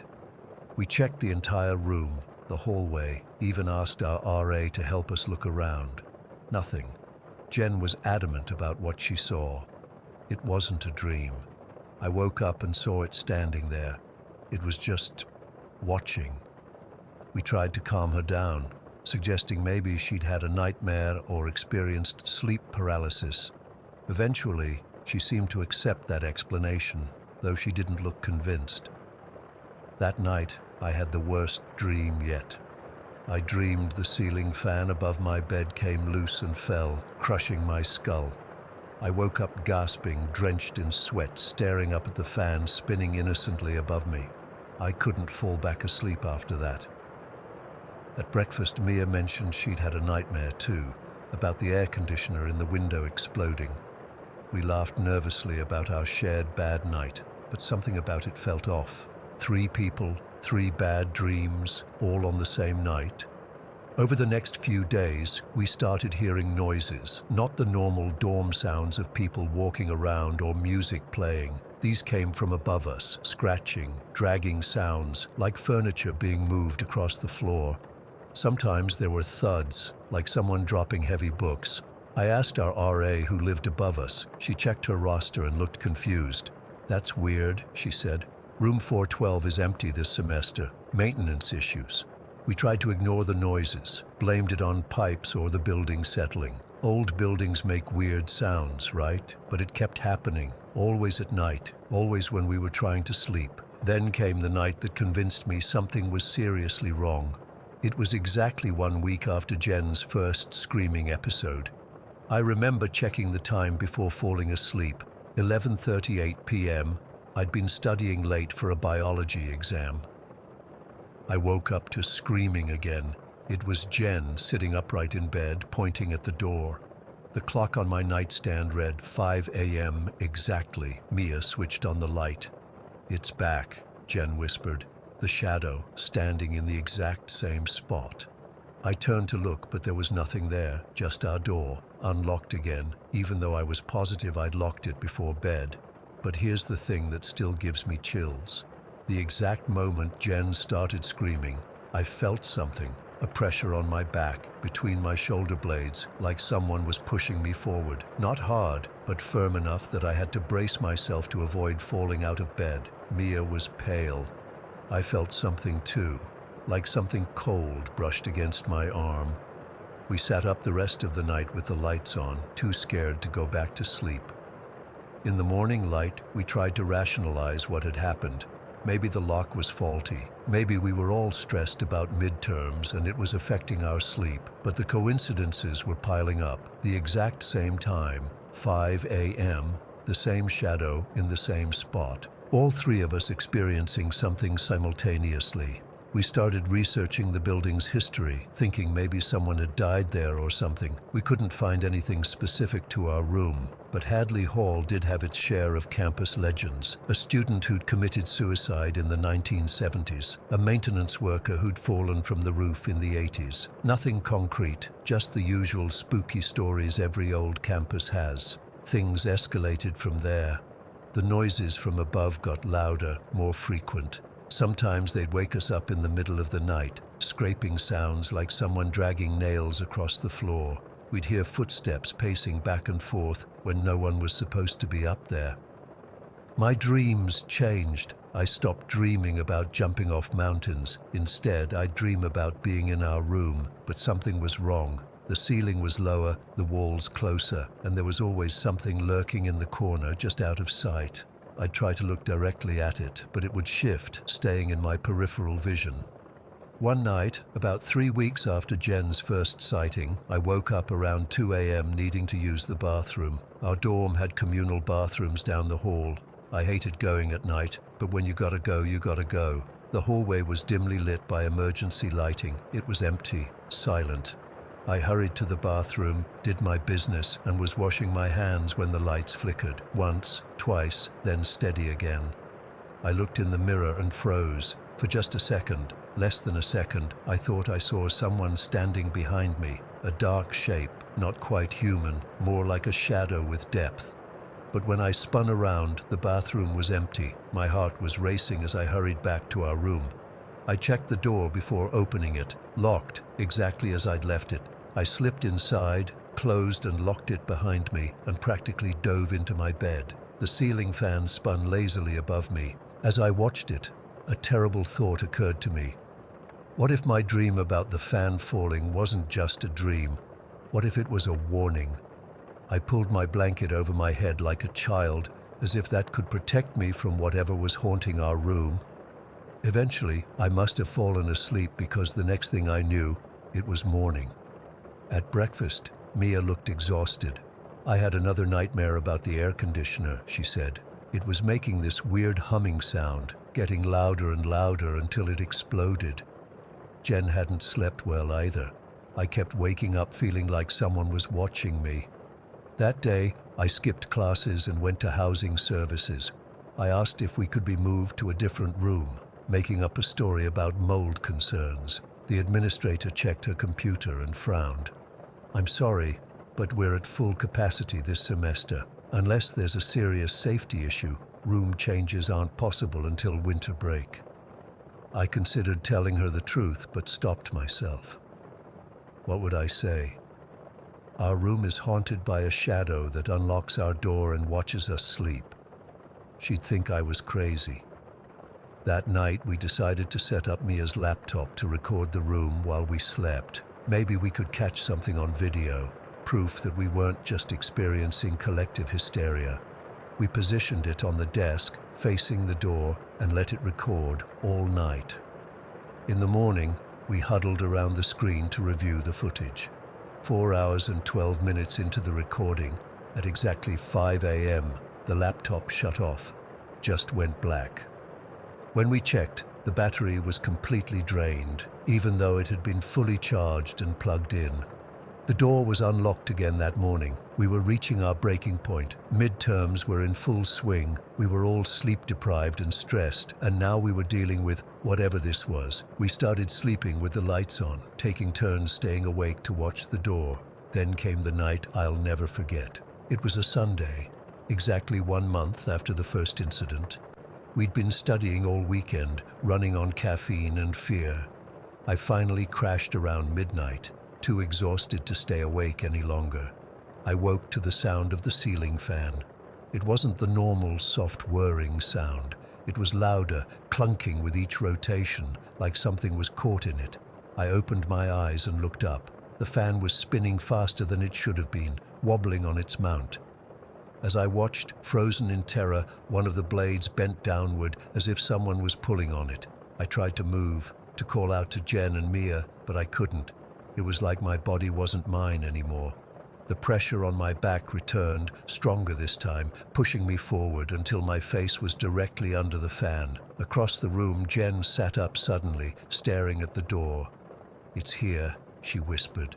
The door was open, not unlocked, open, swung wide to reveal the dark hallway beyond. And there, in the doorway, was a shadow darker than the darkness around it. That's when Mia's air conditioner started making a high-pitched whine. The sound grew louder, more intense, until it was almost unbearable. The pressure on my back increased. The fan spun faster. The shadow in the doorway seemed to grow larger, and then, as suddenly as it had started, everything stopped. The fan returned to its normal speed.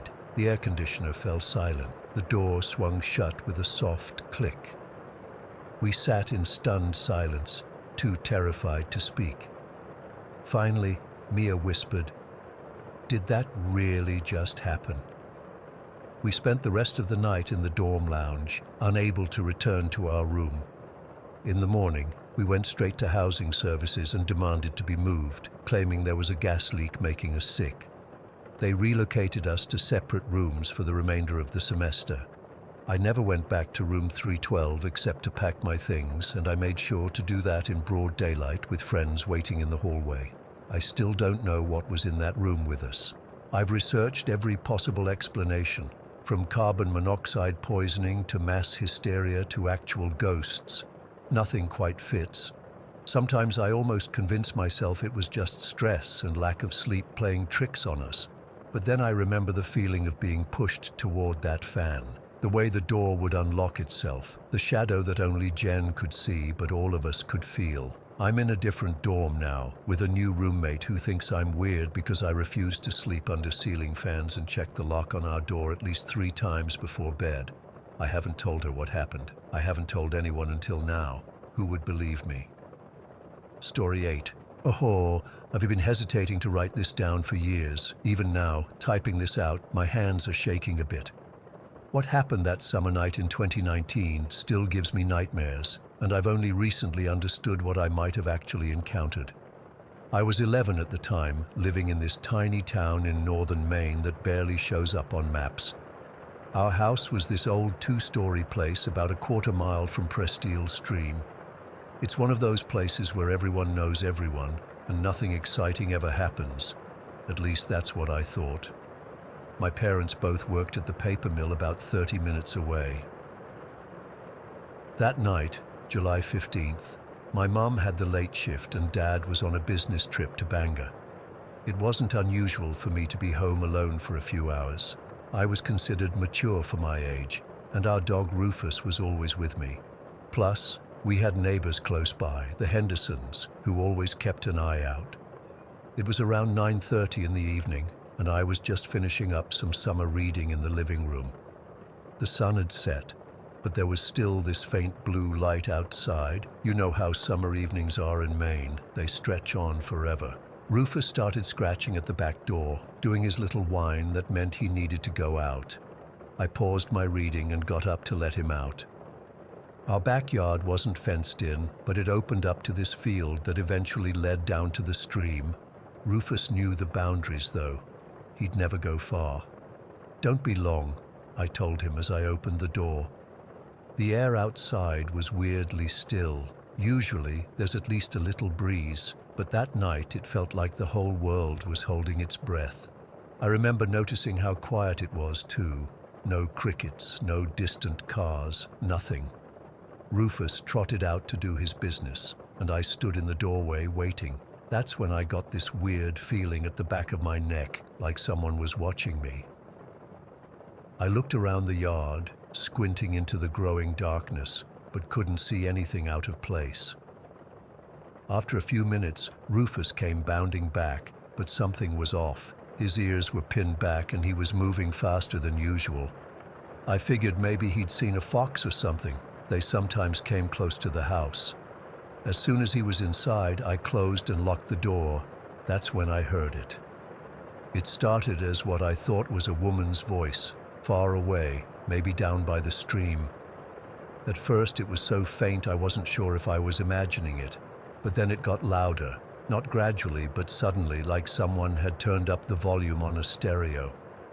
It was a wail, but not like any sound I'd ever heard a human make. It was high-pitched and seemed to vibrate through the walls of the house. The weird thing was, even though it sounded like it was getting closer, it also somehow sounded like it was coming from far away at the same time. It's hard to explain, like the sound wasn't following normal rules. One second it seemed like it was down by the stream, and the next it felt like it was right outside our back door. Rufus went absolutely nuts. He started barking and growling, running between the back door and me, his hackles raised all the way down his back. I'd never seen him like that before. He's usually this goofy, friendly lab who barely even barks at the mailman.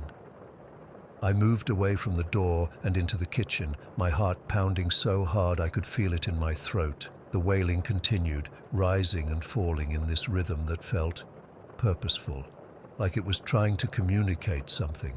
The closest thing I can compare it to is when you hear a mother calling for a lost child, but distorted and wrong in a way that made my skin crawl. Then the wailing changed. It started to sound like words. I couldn't make them out. They weren't in English, but there was definitely a pattern to them. And the weirdest part, it sounded like whoever was making those sounds was crying. Deep, heartbroken sobs between the wails. I was frozen in place, too scared to look out the windows. Rufus had positioned himself between me and the back door, still growling low in his throat. The lights in the kitchen flickered once, twice, and I nearly lost it. My phone was charging on the counter, and I lunged for it, my hands shaking so bad I could barely unlock it. I called my mom right away. She picked up on the third ring, and I remember trying to keep my voice steady so she wouldn't think I was just being a scared kid. "Mom," I whispered, not sure why I was keeping my voice down. "There's someone outside. I think they're crying or screaming or something." Mom immediately went into alert mode. "Where's Rufus? Is the door locked?" He's with me. Everything's locked, I said, my eyes fixed on the back door. The wailing was still going, but it had changed again. Now it sounded like it was circling the house, moving from the back to the side, then to the front. I'm calling Mrs. Henderson to come over right now, and I'm leaving work. Stay on the phone with me, Mom said. I could hear her already moving, talking to someone in the background about an emergency at home. That's when the wailing suddenly stopped. The silence that followed was almost worse than the sound. Rufus was still on high alert, moving between windows, tracking something I couldn't see. It stopped, I told Mom, not feeling any relief. But Rufus is still acting weird. Don't go near any windows or doors. Mrs. Henderson will be there in 2 minutes. I'm on my way too, about 20 minutes out.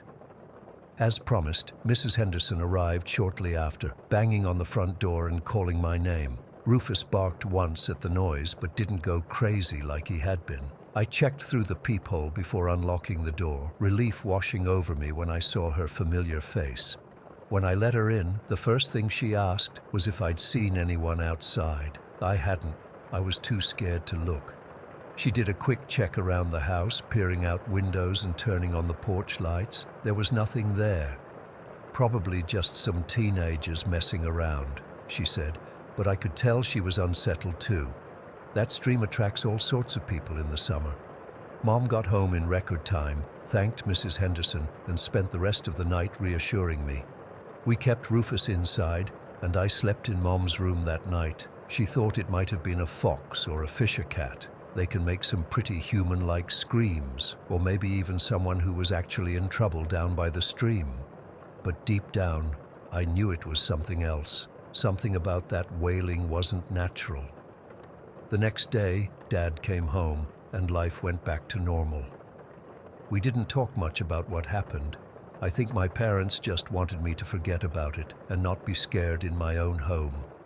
For a while, I convinced myself it was probably just what Mom said, some animal or a prank. Fast forward to the summer of 2021. I was 13, scrolling through videos online when I came across one about famous urban legends. I wasn't particularly interested, but I let it play in the background while I was doing other stuff. Then the narrator started talking about La Llorona, the wailing woman. According to the legend, she was a woman who drowned her own children in a river out of anger or despair, then killed herself when she realized what she'd done. Now her spirit wanders near bodies of water, wailing and searching for children to take as replacements for the ones she lost. The video mentioned how people who've allegedly encountered her describe her cry, how it seems to play tricks with distance, sounding far away when she's actually close, or vice versa. I felt like someone had dumped ice water down my back. Everything they described, the wailing, the disorienting acoustics, the proximity to water, matched what I'd experienced that night. Even the timing made sense. It was summer, when kids would typically be playing near the stream. The video went on to explain that La Llorona is known for trying to lure children to water to drown them. I remembered how the wailing had seemed to circle our house, like whatever it was had been looking for a way in, or trying to call me out. I've spent the last few months researching everything I can about La Llorona. Most sources say she's a Mexican or Latin American legend, which doesn't make sense for rural Maine. But legends travel and change, and water spirits exist in many cultures. Maybe what I heard wasn't exactly La Llorona as she's traditionally known, but something similar, some entity that haunts our little stream. What scares me most now isn't just the memory of that night, but the realization of how close I might have come to something truly dangerous. What if I had gone outside to investigate? What if Rufus hadn't come back when he did?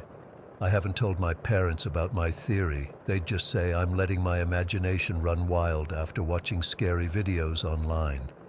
But Rufus knows. Sometimes, when we're out in the yard and the wind blows a certain way from the direction of the stream, his ears perk up and he gets tense, like he's remembering too. I still live in that same house, still about a quarter mile from Prestile Stream. Sometimes on summer nights, I think I can hear faint crying carried on the wind.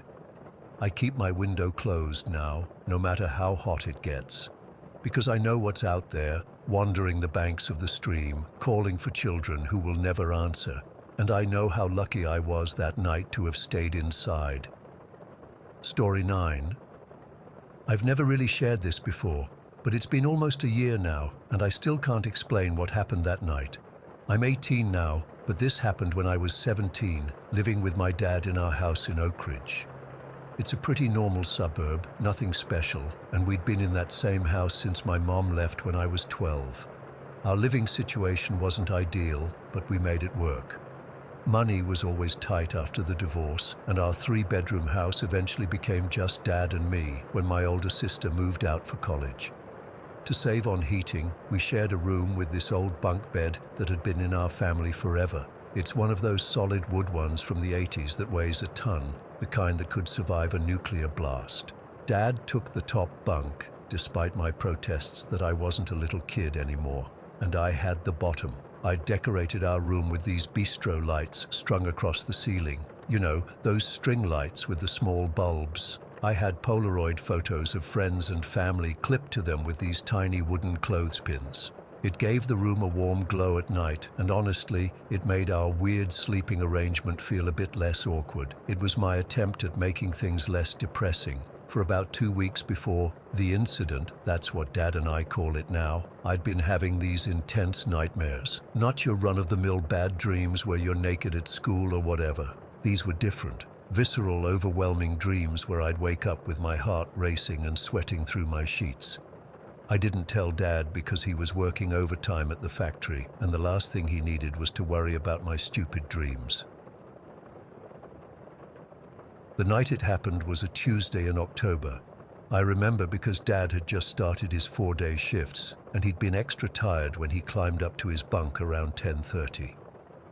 I stayed up a bit longer, scrolling through my phone until around midnight before finally turning off everything except the bistro lights, which I always left on their dimmest setting, kind of like a nightlight, though I'd never admit that to anyone at school.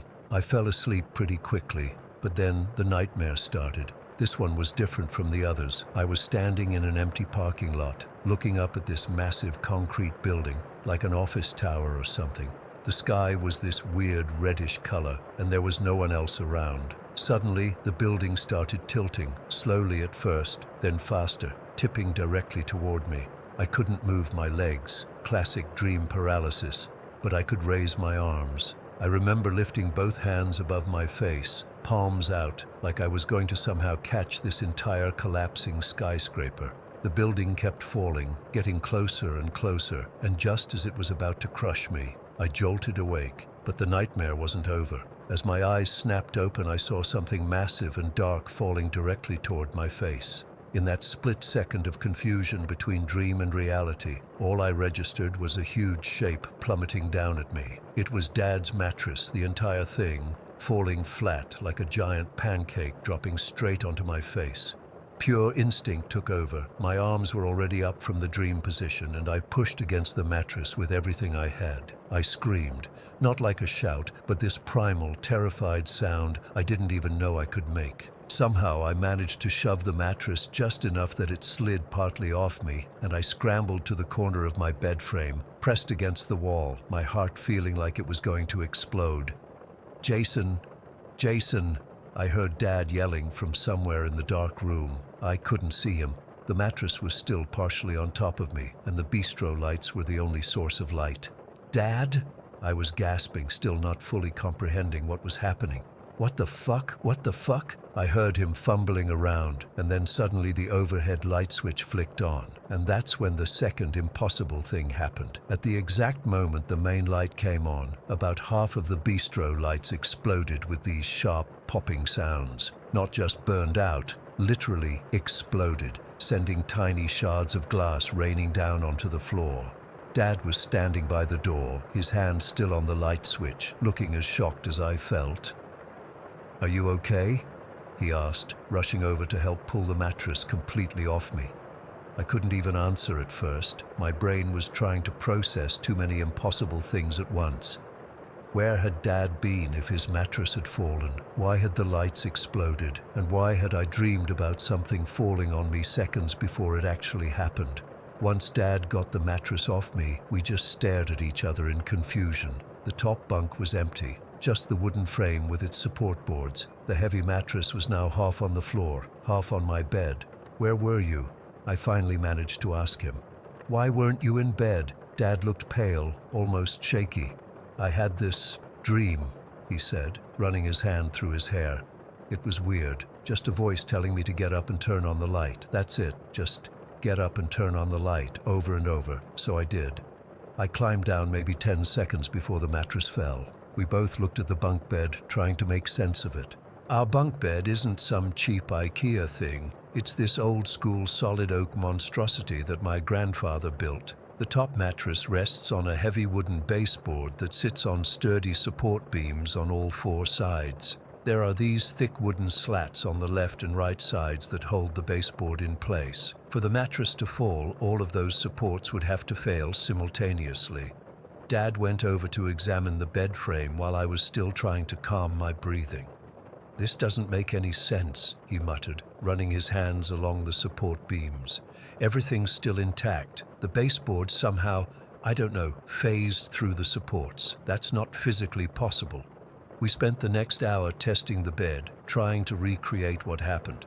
Dad put the baseboard back up. We loaded the mattress back on and then tried pushing it from different angles. Nothing worked. The only way to get the mattress to fall would be to physically lift it and the baseboard up and over the wooden supports on both sides, which would require someone to be up there deliberately doing it. But Dad had already gotten down, and I was asleep below. "What about the lights?" I asked, pointing to the bistro strings where several bulbs were now just broken glass filaments. "Why did they explode like that?" Dad shook his head. "Power surge maybe, but why only some of them? And why at the exact moment I hit the switch?" We eventually gave up trying to figure it out that night. Neither of us wanted to sleep in the bunk bed, so we dragged our mattresses into the living room and crashed there, both too freaked out to really sleep much. The next day, Dad called an electrician to check the wiring in our room, thinking maybe there was some dangerous electrical issue that could explain the lights. The guy found nothing. Everything was up to code, no shorts, no unusual power readings. Dad even had a buddy who works in construction come look at the bunk bed. He was just as baffled as we were. There was literally no way the mattress should have been able to fall flat like it did without someone physically removing the supports. What keeps me up at night isn't just what happened, it's the timing of everything. How did I have a dream about something falling on me seconds before it actually happened? How did Dad have a dream telling him to get out of bed right before the mattress fell? If he hadn't gotten up when he did, he would have fallen with the mattress and probably seriously injured both of us. We've tried to rationalize it 1,000 different ways. Maybe the bed had some hidden structural issue. Maybe the light bulbs were defective. Maybe my dream was just coincidence. But deep down, I know none of those explanations hold up. I've replayed that night over and over in my head, and I can't escape the feeling that something intervened. Something warned both of us in our dreams, something that knew what was about to happen before it did.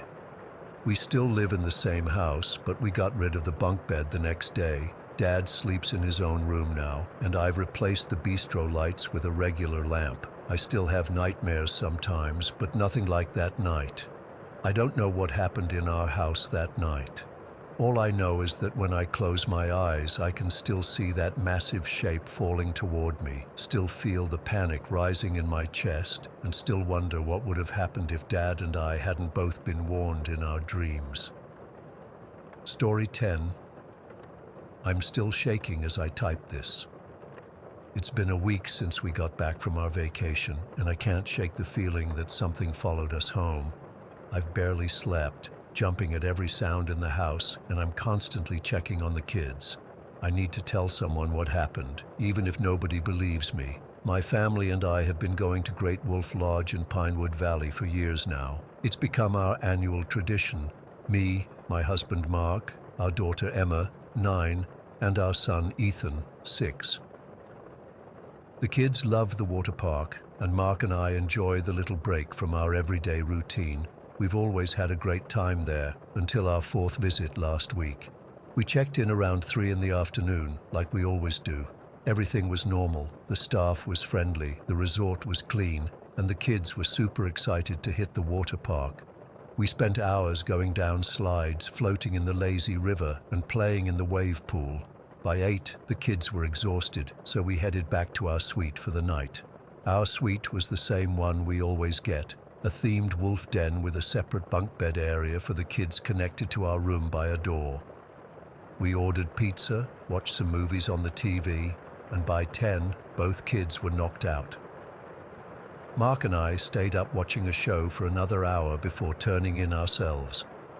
Nothing weird, nothing out of the ordinary.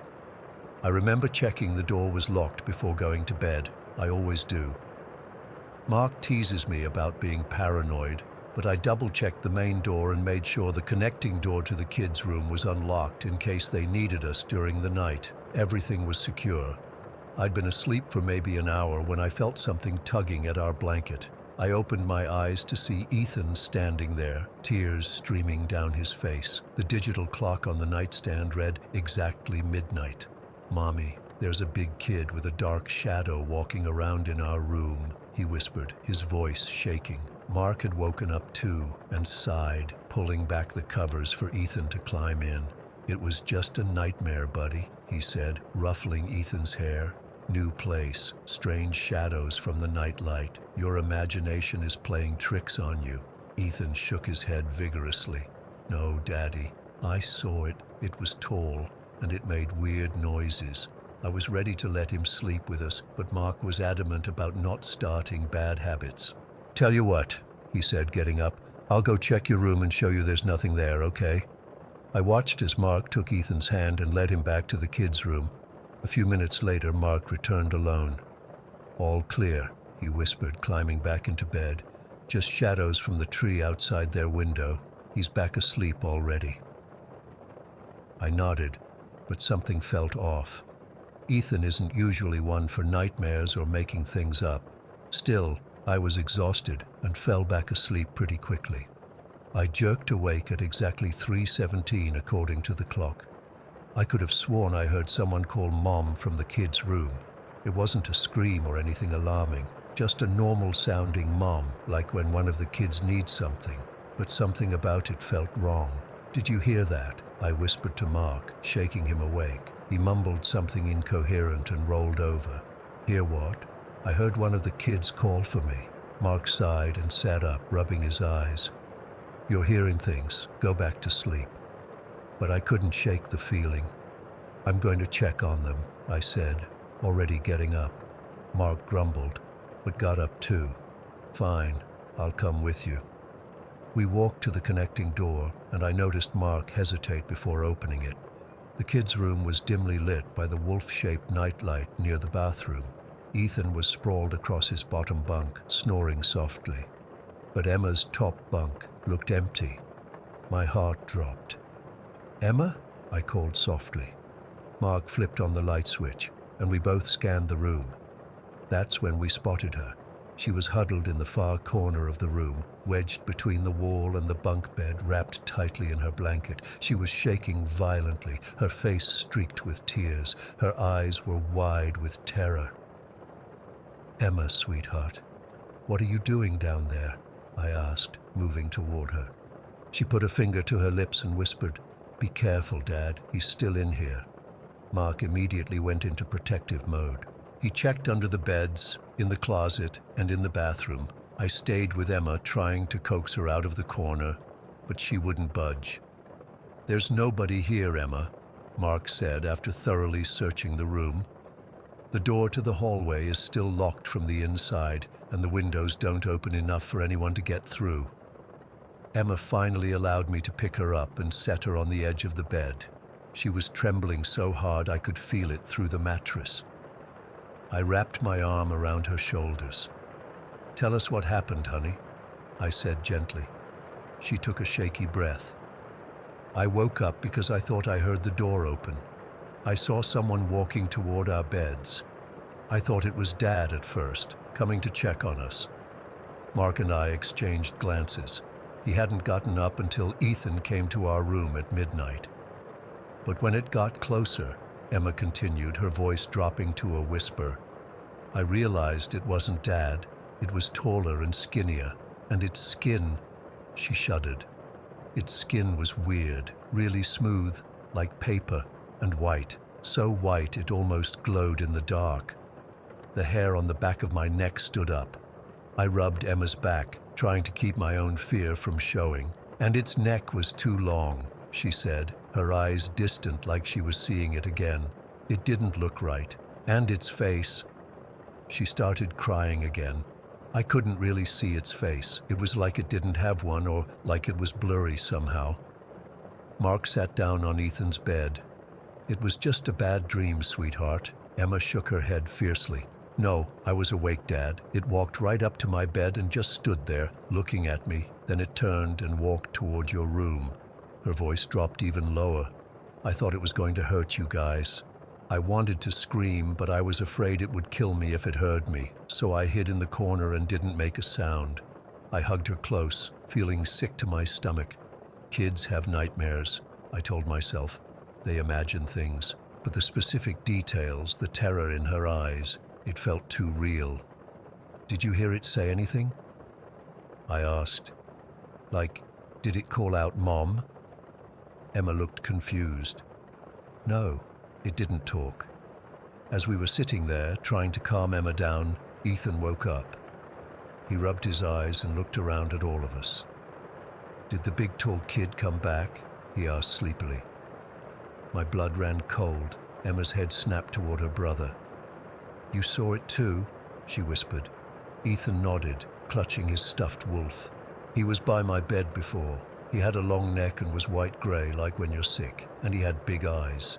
Ethan held his fingers in circles around his own eyes. They glowed like cat's eyes. Did he say anything? Mark asked, his skepticism finally wavering. Ethan shook his head. No, he just made weird noises. Not talking, just... He made a soft clicking sound with his tongue. I felt like I was going to throw up. There's no way the kids could have coordinated this. Ethan had been asleep when Emma told us what she saw, and they described the same entity.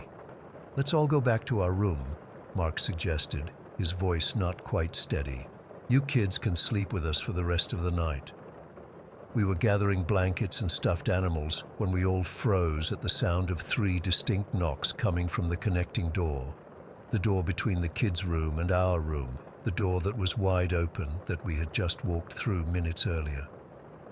What was that? Emma whispered. Probably just the pipes or something, Mark said, but I could hear the fear in his voice. As we hurried through the connecting door, I noticed something else, a strange smell in the air. It reminded me of incense, but heavier, mustier. It definitely hadn't been there earlier. We all piled into the king-sized bed in our room. I lay awake all night, listening to the kids breathing, watching the connecting door. Mark kept getting up to check the main door, making sure it was still locked. None of us slept. When morning finally came, we packed up and checked out early, making up some excuse about a family emergency. The staff seemed confused. We had paid for 3 nights, but they processed our checkout without questions. On the drive home, I asked the kids if they had ever seen anything like that before during our previous stays. They both said no. Mark suggested it might have been some kind of shared hallucination, maybe from carbon monoxide or something in the room, but I looked it up, and the symptoms don't match. Besides, why would it only affect us that one night in that specific way? It's been a week now, and the kids still refuse to sleep alone. Emma draws pictures of the tall man, as she calls it. Always the same, elongated figure, blank face, too long neck. Ethan wakes up crying that he hears the clicking sounds outside his window. Mark contacted the resort, casually asking if anyone had reported anything unusual in our suite. The manager assured him there had never been any complaints. He also asked if anyone had accessed our room that night, but the electronic lock showed no entries besides our own key cards. I don't know what was in that room with my children that night. I don't know what called out Mom in a voice so familiar it woke me from a dead sleep. All I know is we're never going back to that resort, and I'm sleeping with my kids' doors open for the foreseeable future. the most terrifying part? Last night I woke up at exactly 3:17 again, and I swear I caught a whiff of that same musty incense smell right before I heard 3 soft knocks on my bedroom wall. Story 11. I've been sitting on this story for years now. I don't tell it much anymore because of the looks I get. You know that look. The sure buddy expression people give when they think you're making shit up. But I swear on everything I value, what I'm about to share happened exactly as I'm telling it. This was back in the winter of 2011 during our last year of high school. Me, Ryan, Josh, Mike, Caitlin, Taylor, and Dre were all hanging out that night. We were that weird friend group that somehow clicked despite being from different social circles. The jock, the theater kid, the stoner, you get it. We'd all gotten into our colleges by then, so there was this weird vibe of knowing our time together was limited. It was a Friday night in January, bitter cold in the Midwest where we lived. We'd gone to some lame house party earlier, but bailed around 11:30 because it was overcrowded and the guy's parents came home early.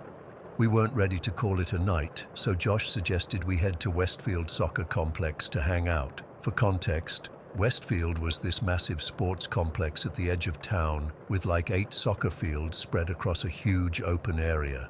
During the day, it was packed with tournaments and practices, but at night, completely deserted. The whole place sat on what used to be farmland, with woods lining the back edge of the property. There was this parking area at the top of a hill that overlooked all the fields, and you could see the tree line maybe a quarter mile away. We pulled into the lot around midnight. Josh parked his dad's Suburban facing the fields so we could see everything spread out below us. The sky was clear that night, and the moon was bright enough that you could make out the white lines on the soccer fields below and the dark mass of trees in the distance. We left the car running for the heat but turned the headlights off. We were just talking about normal shit, college plans, who was dating who, reminiscing about stupid things we'd done together. Mike had brought some beers, but honestly we'd barely touched them. I remember this specifically because later, when we tried to make sense of what happened, we had to acknowledge we weren't drunk. Josh and Mike were in the front seats.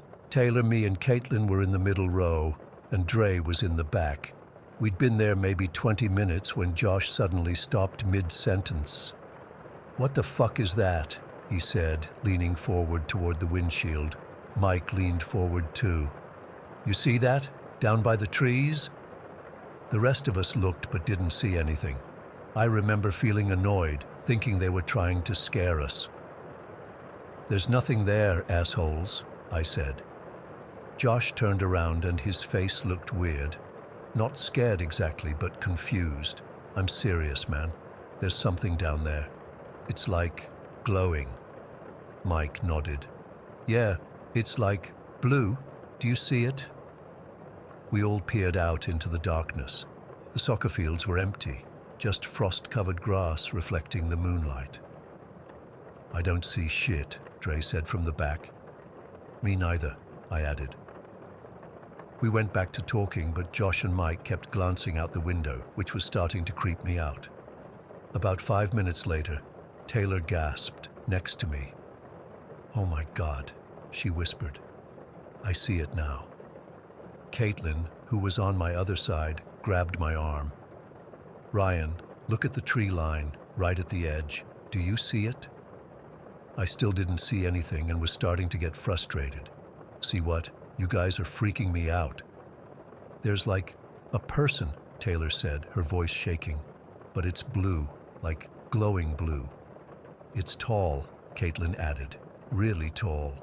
At this point, I was genuinely confused. 4 of my friends were seeing something I couldn't, and they all described the same thing, a tall blue figure by the trees. Dre, in the back seat, still couldn't see it either. "What exactly does it look like?" I asked, squinting toward the tree line. "It's like a person, but not," Josh said from the driver's seat. "It's human-shaped, but transparent, and blue, like there's energy flowing through it." "It's just standing there," Mike added, "watching us." I kept staring at the trees, straining my eyes. The moonlight was casting shadows, and the wind was moving branches. That had to be it, right? Just shadows and imagination. And then I saw it. It wasn't sudden. It was like my eyes finally adjusted to see something that had been there all along. At the edge of the tree line, partially obscured by the last few trees, was exactly what they'd described. A figure.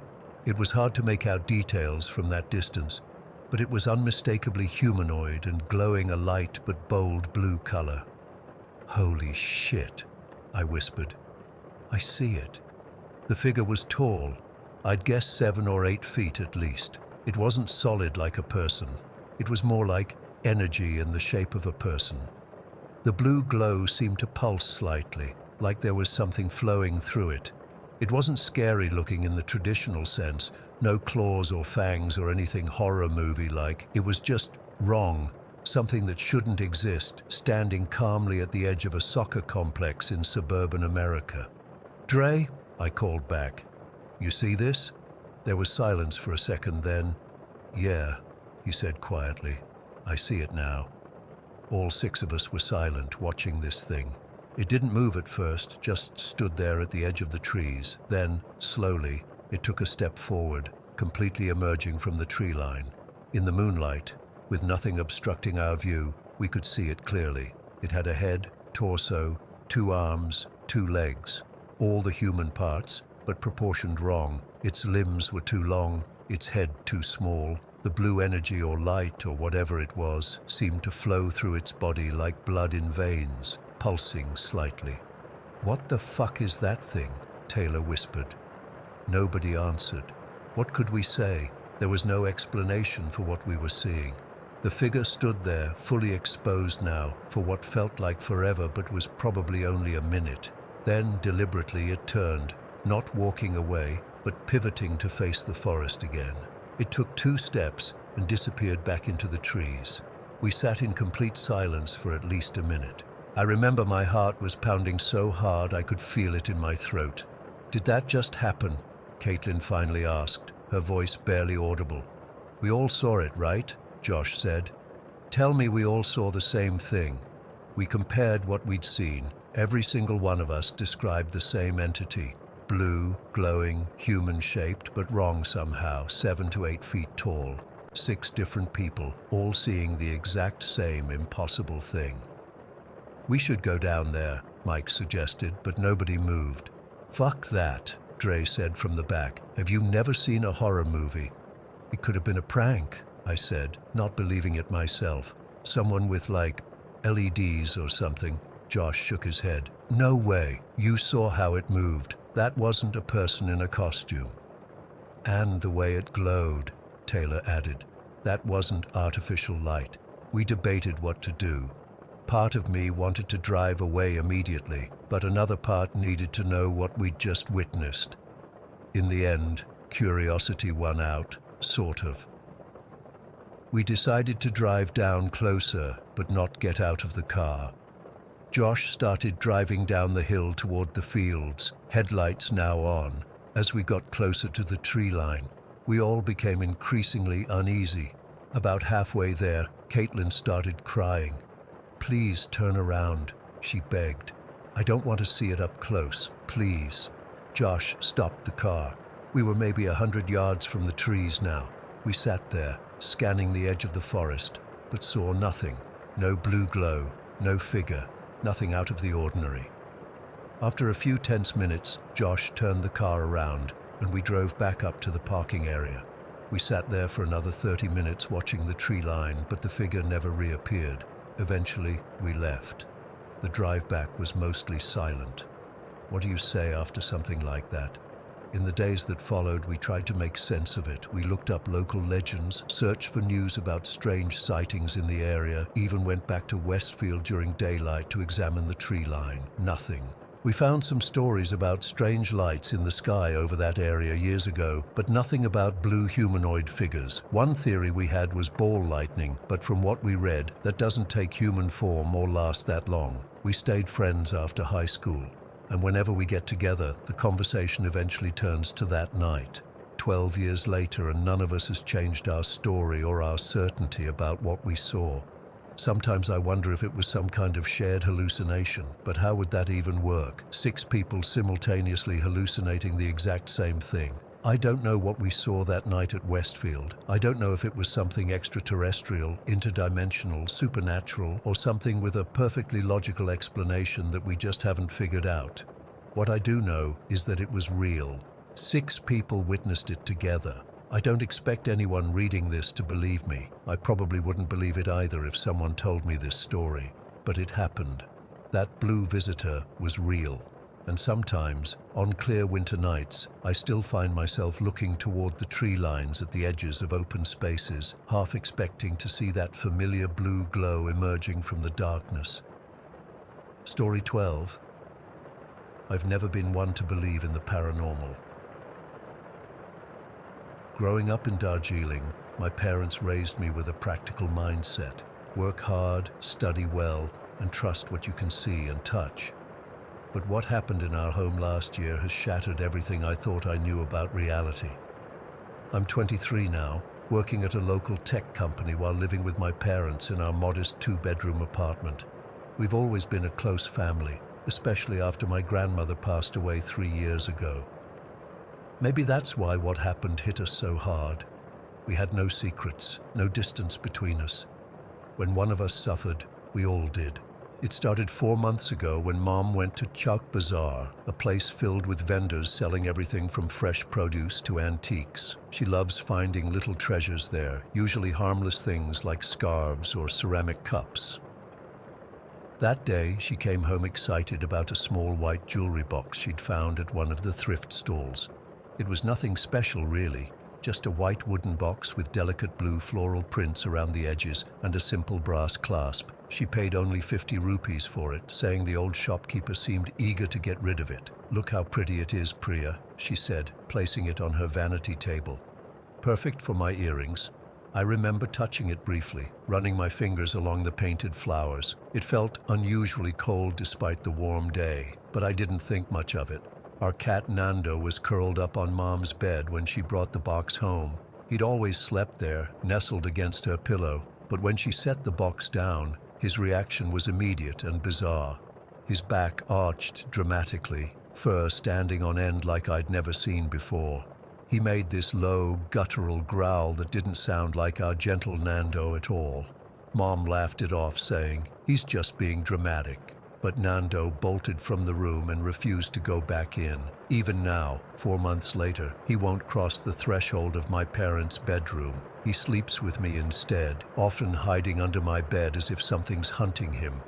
The dreams started for me the night after I touched the box, vivid dreams that felt more like memories than random brain activity.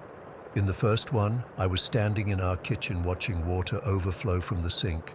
I could feel the cold water soaking my feet, rising higher until it reached my ankles. I woke up gasping, my heart racing. The next morning, our kitchen sink pipe burst, flooding exactly as I'd dreamed. My father spent hours mopping up water that pooled in the exact pattern I'd seen in my sleep. The second dream came 3 nights later. I dreamed about our elderly neighbor, Mrs. Sharma, falling on the stairwell, blood pooling under her head. The dream was so disturbing I went to check on her the next morning. She was fine, laughing at my concern. But that afternoon, my mother called me at work, frantic. Mrs. Sharma had fallen exactly as I'd dreamed, suffering a concussion that required hospitalization. These weren't coincidences. I knew it, but couldn't explain it. I stopped touching the box after that, making excuses whenever Mom wanted to show me a necklace or earring she'd stored inside. Mom's sleep problems began about 2 weeks after bringing the box home. She'd always been a sound sleeper, but suddenly she was experiencing sleep paralysis almost nightly. She'd wake up unable to move, feeling a presence in the room. At first, she didn't tell us, not wanting to worry Dad or me. But one afternoon when Dad was at work, she decided to take a nap. I was in the living room working on my laptop when I heard strange choking sounds coming from their bedroom. I thought maybe she was having a bad dream, but something felt wrong. When I pushed open the door, the scene before me froze my blood. Mom was on the bed, her body rigid, eyes wide with terror, gasping for air. Her hands were clawing at her throat as if trying to pry invisible fingers away. "Mom!" exclamation mark. I rushed to her side, shaking her shoulders. "Wake up!" The moment I touched her, she jolted upright, coughing and gulping air. Tears streamed down her face as she grabbed my arms. "She was choking me, Priya," she whispered. She was holding me from behind, her arms around my neck. I could feel her breath on my ear. "Who, Mom?" "There's nobody here." An old woman. I saw her when I managed to turn my head. Not a shadow, not a dream. A real woman with white, cloudy eyes. She only let go when you came in. I tried to calm her down, telling her it was just sleep paralysis, something I'd read about online, but she shook her head vehemently. No, this was real. I felt her weight on the bed. She smelled like old incense and something rotting. I helped her to the living room, made some chai, and tried to distract her, but I couldn't shake the image of what I'd seen. My mother truly fighting for breath against something I couldn't see. Things escalated quickly after that. About a week later, Mom was walking home from the vegetable market just 2 blocks from our apartment. It was broad daylight, around 2 in the afternoon. I was at work when I got a call from the local clinic. Mom had fallen and broken her arm. When I arrived, the doctor told me she had a clean fracture of the radius, nothing too serious, but would need a cast for 6 weeks. While the nurse was setting her arm, Mom leaned close to me. "Someone pushed me, Priya," she said, her voice barely audible. Hard, right between my shoulder blades, I felt hands, real hands. "Was it a thief? Did someone try to steal your bag?" I asked, looking at her shopping tote still full of vegetables. No, there was nobody there, at least nobody living. Her eyes filled with tears. I turned around after I fell, and for just a second I saw her standing over me, the same woman from my bedroom. Then she was gone. On the auto rickshaw ride home, Mom confessed she thought the jewelry box was somehow connected to what was happening. I couldn't deny the timing anymore. Everything had started after that box entered our home. Dad had been skeptical about all this until the following weekend. He's a mathematics teacher, completely logical in his thinking. But that Sunday morning he came to breakfast looking pale and shaken. "I saw someone on our balcony last night," he said, his hands trembling slightly as he poured his tea. "An elderly woman in a white sari, standing perfectly still, looking into our bedroom through the glass door. Our apartment is on the 4th floor. There's no way anyone could be on that balcony without coming through the bedroom first. I got up to check," he continued, thinking maybe I was seeing shadows from the streetlights. But when I got closer, she turned and looked directly at me. Her eyes were wrong, all white, no pupils. Then she simply faded away, like smoke dispersing. After that, Dad started experiencing things too. Footsteps following him when he was alone in the apartment, a hand on his shoulder when he was grading papers late at night. The sensation of someone walking past him in the hallway, close enough that he could feel the air displacement. We finally connected all these events to the jewelry box. Mom hadn't been using it much anyway, said her jewelry felt unusually cold when she took it out of the box. We decided to get rid of it. Dad said he would take it to a remote area and bury it, then perform a small puja ritual he'd learned from his grandfather. That's when the most terrifying thing happened. The box was gone. Mom had left it on her vanity where it had been since she brought it home. But when we went to get it, the vanity was empty, except for her usual things. We searched everywhere, drawers, closets, under furniture, even places it couldn't possibly be, like the refrigerator and washing machine. It had simply vanished from our home. "Maybe one of you already moved it," Dad suggested, but we all knew none of us had touched it. That night, I woke to the sound of wood scraping against wood, slow, deliberate, like someone dragging something across the floor. I turned on my light, heart pounding. Nothing was there, but the sound continued for several seconds before stopping. Then came 3 loud knocks on my bedroom wall, the wall I share with my parents' room. I called out, "Mom? Dad?" No response. When I opened my door and looked into the hallway, I saw it, the jewelry box, sitting perfectly centered in the hallway between my room and my parents'. It hadn't been there when I went to bed. I'm absolutely certain of that. I was too terrified to touch it. I woke my parents, and Dad, using a pair of tongs from the kitchen, picked it up and put it in a plastic bag. His plan was to take it far away first thing in the morning. He placed the bagged box on our kitchen counter, and we all went back to bed, though none of us slept. In the morning, the bag was still there, but when Dad opened it, the box was gone again. This pattern continued for weeks. We'd find the box in unusual places, inside the rice container, behind the television, once even inside my locked desk drawer at work. Each time we'd try to dispose of it, and each time it would disappear before we could. The activity in our home intensified. Objects moved on their own. Lights turned on and off. The television would switch channels to static in the middle of the night, the volume increasing until we woke up. Mum's sleep paralysis episodes happened almost nightly now, and both my parents had scratches appear on their arms and backs, thin, red lines that couldn't be explained. We consulted a local pandit, who suggested the box might have been used to contain something negative, perhaps even used in some ritual. He performed cleansing ceremonies in our home, but they provided only temporary relief. Last week we made a desperate decision. The three of us packed overnight bags and checked into a hotel across town, planning to stay away for a few days. We thought maybe distance would break whatever connection had formed between us and this entity. The first night at the hotel, I woke up around 3 in the morning, feeling like something was watching me. When I opened my eyes, there it was, the white jewelry box, sitting on the nightstand between the two beds where my mother and I were sleeping. Dad was in the adjacent room. I froze, unable to even scream. As I watched, the brass clasp slowly lifted on its own, and the lid began to open, just a crack at first, then wider. I couldn't see inside from my angle, but a putrid smell filled the room, like decaying flowers, and something much worse beneath. That's when I heard it. A soft, rattling whisper coming from inside the box. It wasn't in any language I recognized. Just rasping sounds that somehow formed a pattern, like someone trying to speak through a throat full of dust. I must have screamed then, because Mom woke up and Dad came rushing in from the other room.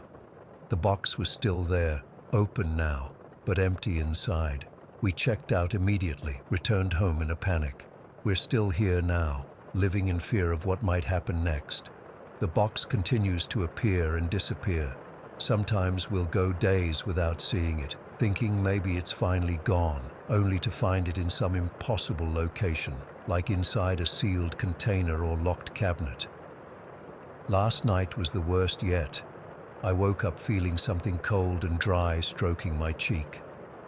When I opened my eyes, I saw an elderly woman standing over my bed, her face inches from mine. Her skin was gray and papery, eyes milky white. She smiled, revealing blackened gums and teeth like old piano keys, yellowed and uneven. "You touched what was mine," she whispered, her breath smelling of grave soil. "Now I touch what is mine." I couldn't move, couldn't scream.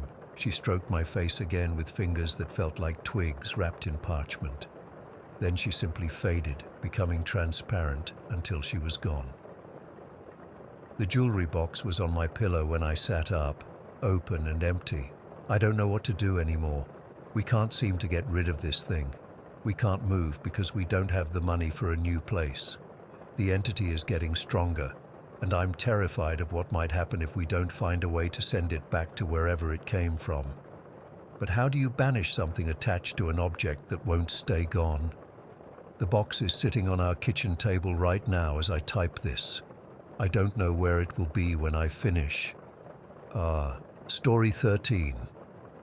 I still don't sleep well at night. It's been almost 2 years since it happened, but I find myself constantly getting up to check the doors and windows. My dad says I need therapy, and maybe he's right. But I don't think a therapist would believe what happened that night in our mobile home in Palmdale. I've always been the anxious type. Living in a mobile home park doesn't exactly help with security concerns. Our neighbors are decent people for the most part, but we've had our share of sketchy situations. cars getting broken into, some drug issues a few units down. Normal stuff for this part of California, I guess, but that's not what keeps me up at night. Since I was 15, I developed this habit of doing perimeter checks before bed. My dad thought it was just teenage paranoia, but he didn't stop me. I'd check all the windows, make sure the doors were locked, look outside to see if anything seemed off. It became such a routine that I couldn't sleep without doing it. I knew exactly how our home was supposed to feel at night. The slight hum of the old refrigerator, the occasional car passing by on the main road, the way the metal siding would creak as the temperature dropped. That night in August, I was 17. Dad had gone to bed early because he had work at 6 in the morning. It was around 11:30 when I started my usual check. The moment I got up from my bed, something felt wrong. It wasn't anything I could immediately point to, just this feeling in my gut that something was different. The air felt heavy, not humid, but like it had substance to it, and cold. August in Palmdale is usually still warm at night, but this cold had a different quality to it. It felt unnatural. I remember goosebumps forming on my arms as I moved toward my bedroom door. Usually I'd start my check by going straight to the front door, but that night I felt compelled to check everyone's bedrooms first, just to make sure my dad was okay. As I walked down our narrow hallway, I noticed the silence. Complete silence. No cars, no distant voices from other homes, no bugs chirping outside. Nothing. I peeked into my dad's room. He was sleeping, his breathing normal. Everything looked fine, but that feeling of wrongness was getting stronger. There was this pressure building, like when a storm is about to break, but worse, more concentrated. As I approached the small hallway leading to our living room, the temperature changed drastically. The air became hot, not warm, but hot like standing too close to a bonfire. Each step I took toward the porch door made it more intense. The pressure in the air increased too, pressing against my eardrums until they hurt. I've never believed in ghosts or demons or anything supernatural. I'm the kind of person who looks for logical explanations. But standing there in that hallway, I knew whatever was happening wasn't normal. It wasn't a gas leak or weird weather or my imagination. Something was there. Something was waiting. Despite every instinct telling me to turn around and wake my dad, I felt drawn to the porch door. It was like I had to open it, had to see what was out there. My feet moved forward without me consciously deciding to walk. When I reached for the doorknob, the metal was ice cold despite the heat in the air. The moment my fingers touched it, this rage filled me. Pure, blinding hatred that wasn't mine. I don't get angry easily. I get anxious, worried, scared, but not angry like this. This was something else's anger, something else's hatred.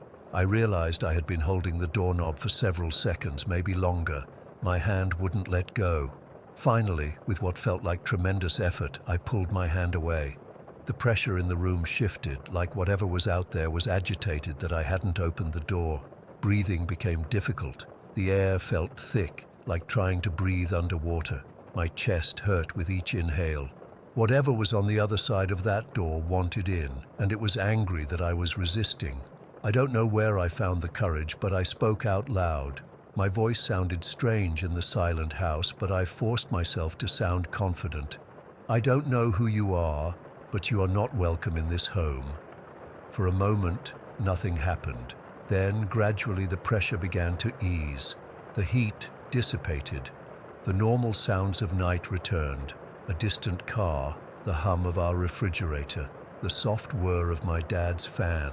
It was like whatever had been there just left. I stood frozen for what felt like hours, but was probably just minutes. My heart was racing so fast I thought I might pass out. I couldn't bring myself to look out the window to see if anything was visible on our porch. Instead, I backed away slowly, keeping my eyes on the door until I was back in the hallway. I didn't sleep that night. I sat on my bed with my back against the wall, jumping at every sound, convinced that whatever had been there would come back. I thought about waking my dad, but what would I say? Hey, there was an evil presence on our porch that filled me with hatred when I touched the doorknob. He'd think I was losing it. The next morning I checked the porch in daylight. There was nothing there, no evidence of anything unusual, but the plants we had in pots near the door were dead, not wilting or dying, completely dead and dried out, like they'd been without water for weeks. But I had watered them just the day before. I tried to convince myself it was all in my head, stress, an anxiety attack, maybe even some kind of hallucination. But deep down, I knew better. Whatever was out there that night was real, and it wanted in. For weeks afterward, I couldn't go near that door at night. I'd do my perimeter checks, but avoid the porch completely. My dad noticed and asked what was wrong, but I made up some excuse about seeing a spider. He didn't buy it, but he didn't push either. About a month after it happened, I overheard some neighbors talking about strange things happening in the area. Pets acting weird, people feeling watched, unexplained noises. One older woman claimed her grandson had seen a shadow person near our section of the park.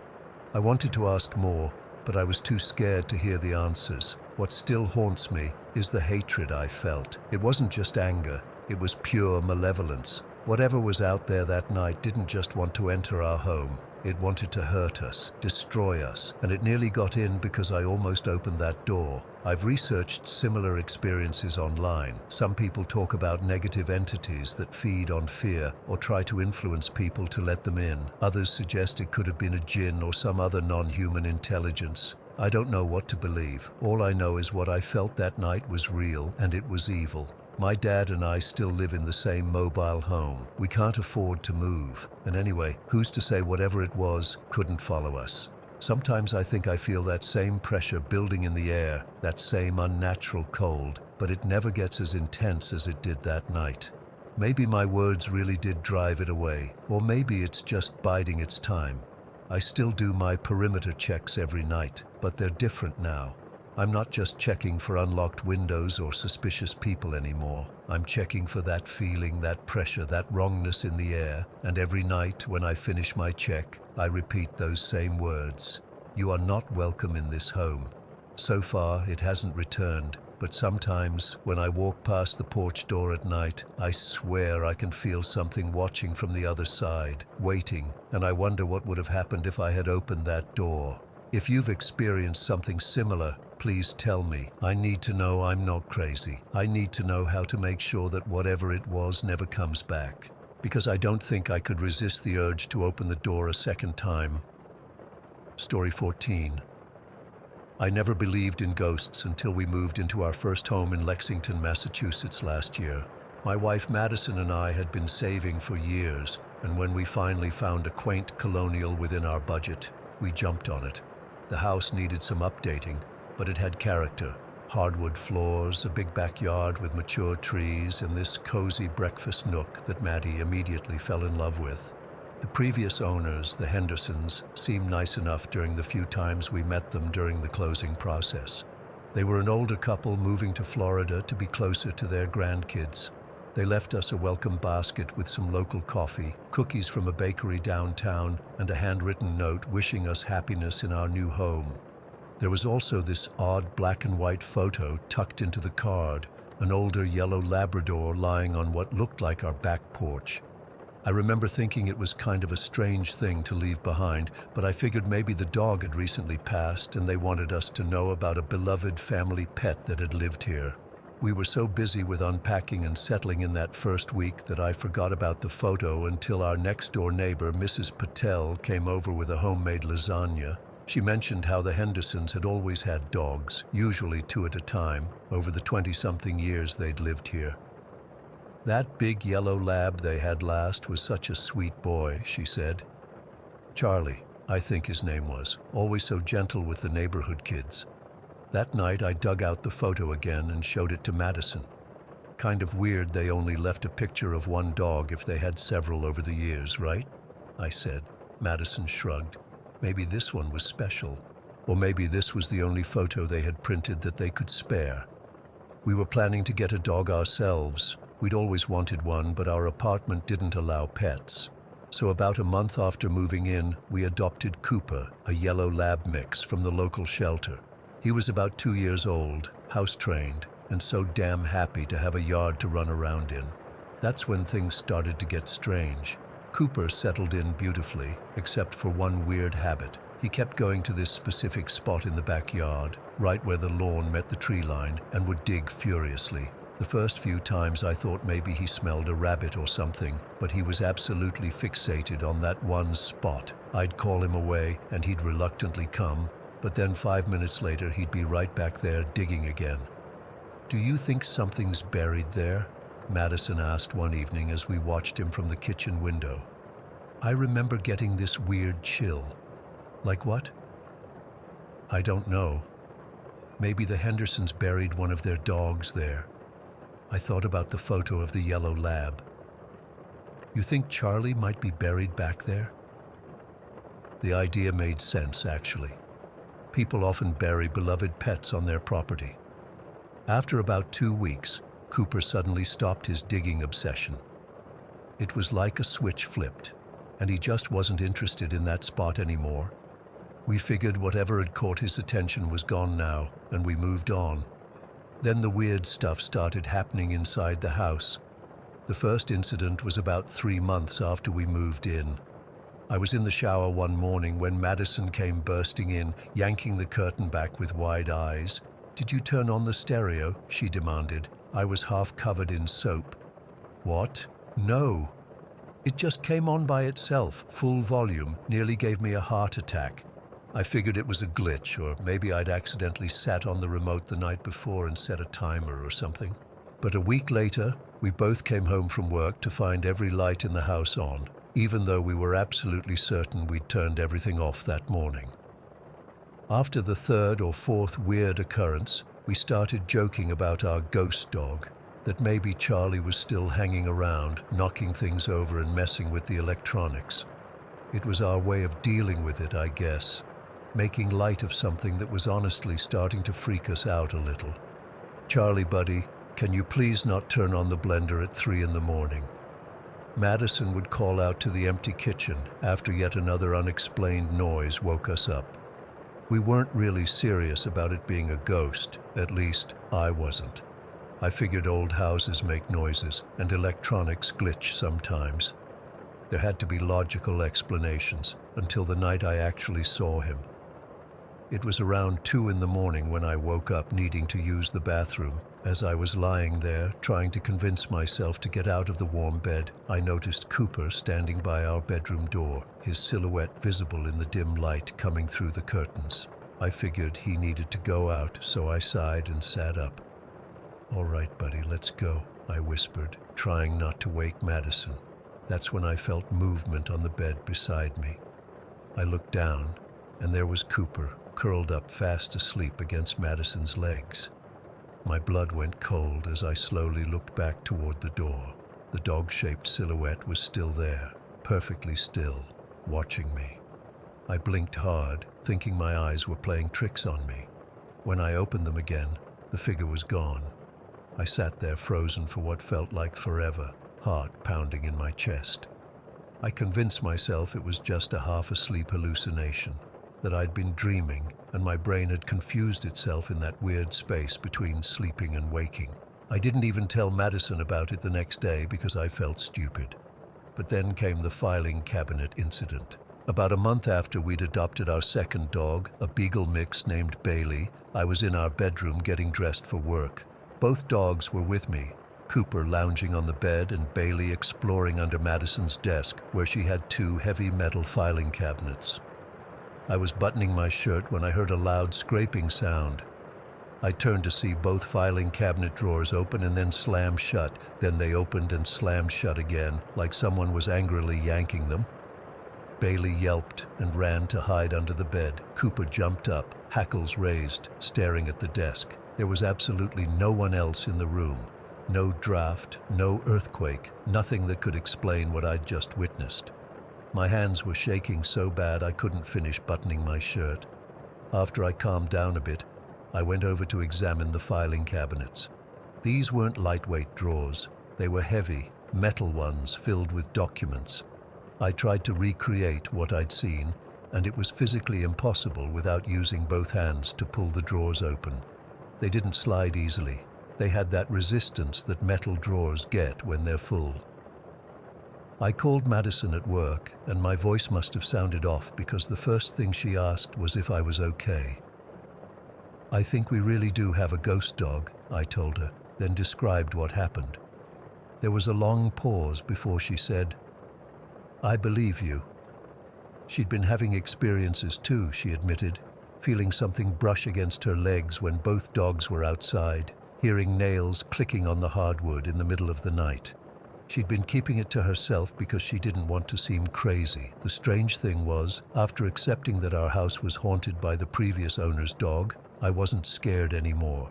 Instead, I felt this overwhelming sadness. This dog, Charlie, we assumed, had loved his family so much that he couldn't accept they were gone. He was still waiting for them, still protecting their home, still being the good boy he'd always been. That night, as we were getting ready for bed, I went to the spot by our bedroom door where I'd seen the silhouette. "Hey, Charlie," I said softly, feeling slightly ridiculous but pushing through it. "I know you miss your family. They loved you a lot, enough to leave your picture behind for us to find, but they had to go, buddy, and I think they'd want you to be at peace." Madison came and stood beside me, tears in her eyes.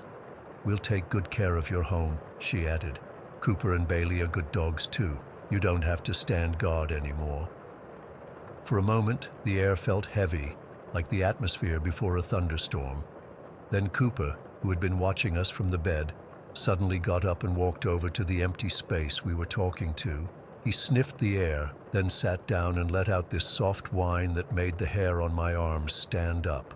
The activity didn't stop after that night, but it changed. The stereo still occasionally turns on by itself, but now it's always at a reasonable volume. Sometimes we'll find one of the dog's toys moved from where we left it, or hear the distinct sound of a dog shaking itself, that jingle-jangle sound of tags when both our dogs are perfectly still. We've made peace with our ghost dog. When we're leaving the house, I find myself saying, "Watch the place, Charlie," just like I do to Cooper and Bailey. And sometimes, on quiet evenings when I'm the last one awake, I'll feel that distinctive weight of a dog laying across my feet in bed, even though both Cooper and Bailey are curled up elsewhere.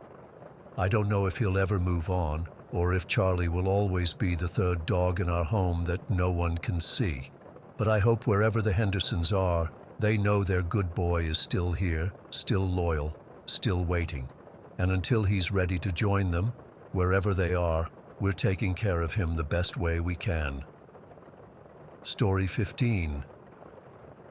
I've never told anyone outside my family about this, but I need to get it off my chest. I still get goosebumps thinking about it, and sometimes I wake up in the middle of the night thinking I hear those sounds again. This happened about 3 years ago when I was staying at my grandparents' house in a small province in Negros Oriental, Philippines.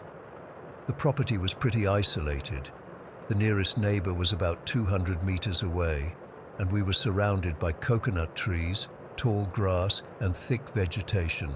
My grandparents had a modest concrete house with a detached kitchen, what we call a dirty kitchen, in the back, which is pretty common in rural areas. That night started like any other. It was the middle of April, hot and humid as hell. The electricity had been spotty all day because of some maintenance work, so we'd been relying on battery-powered lamps. My grandparents went to bed early, around 9 in the evening, which is normal for them. I stayed up a bit longer, using my phone until the battery died around 10:30. I remember checking the time on my watch. It was almost 11 when I first heard it. A scratching sound coming from outside the window. It wasn't particularly loud, but in the quiet of the night, it stood out. I figured it was just our cat mewing, doing her usual thing of sharpening her claws against the wooden window frame. She did this often, especially at night. "Psst, mewing. Stop that," I whispered, not wanting to wake my grandparents. The scratching stopped for maybe 30 seconds, then started again, this time accompanied by a soft whining sound, like one of our dogs trying to get attention. We had 3 dogs, Bante, the old guard dog, Blackie, the younger one, and a puppy we hadn't named yet. I thought maybe one of them was trying to sneak into the kitchen to find food. This wasn't unusual. They'd sometimes scratch at the kitchen door hoping to get leftovers. So I grabbed some bread from my nightstand, I always kept snacks in my room, and headed out to check. The moment I stepped outside my room into the main area of the house, the sounds stopped. I could hear nothing but the usual night noises, crickets, the distant croaking of frogs from the small creek behind our property, the occasional rustle of leaves in the light breeze. I walked to the back door, unlatched it, and stepped outside. The yard was dimly lit by the quarter moon.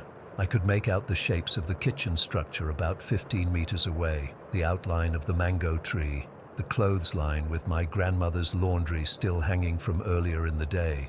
But no animals, not the cat, not any of the dogs. Bante? Blackie? I called softly, clicking my tongue the way we usually did to call them. Nothing. I shrugged it off and went back inside, making sure to lock the door behind me.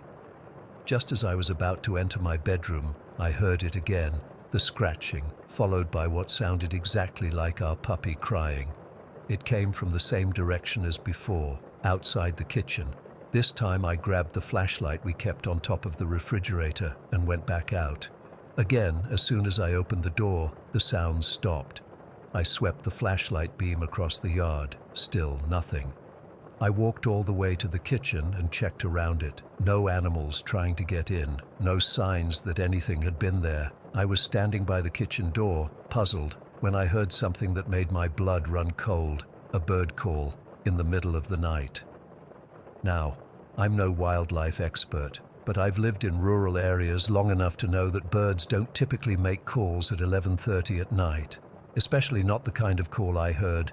It wasn't the hoot of an owl or the screech of a night bird. It was a lilting, almost musical call that sounded like it came from just a few meters away, somewhere in the darkness beyond the reach of my flashlight. The call repeated, and there was something wrong with it, something unnatural. It sounded deliberate, like it was being made not by instinct but by choice, like whatever was making it was watching me and wanted me to know it was there. I stood frozen, goosebumps rising on my arms despite the warm night air.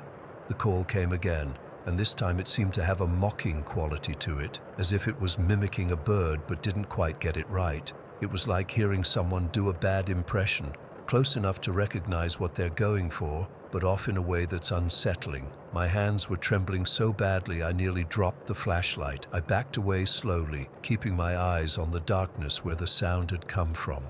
I didn't run. Something told me running would be a mistake, but I moved as quickly as I dared back to the house. Once inside, I locked the door and pushed a chair against it for good measure. I went to my room and sat on the bed, trying to calm my racing heart. I told myself I was being ridiculous. It was probably just some night bird I wasn't familiar with, or maybe even a neighbor's kid playing a prank, though that seemed unlikely given how far away the nearest house was. Just as I was starting to convince myself there was a rational explanation, the scratching started again. This time it sounded like it was coming from multiple places, the window, the walls, even the roof, and it was accompanied by a new sound, a scurrying, like rats moving inside the walls.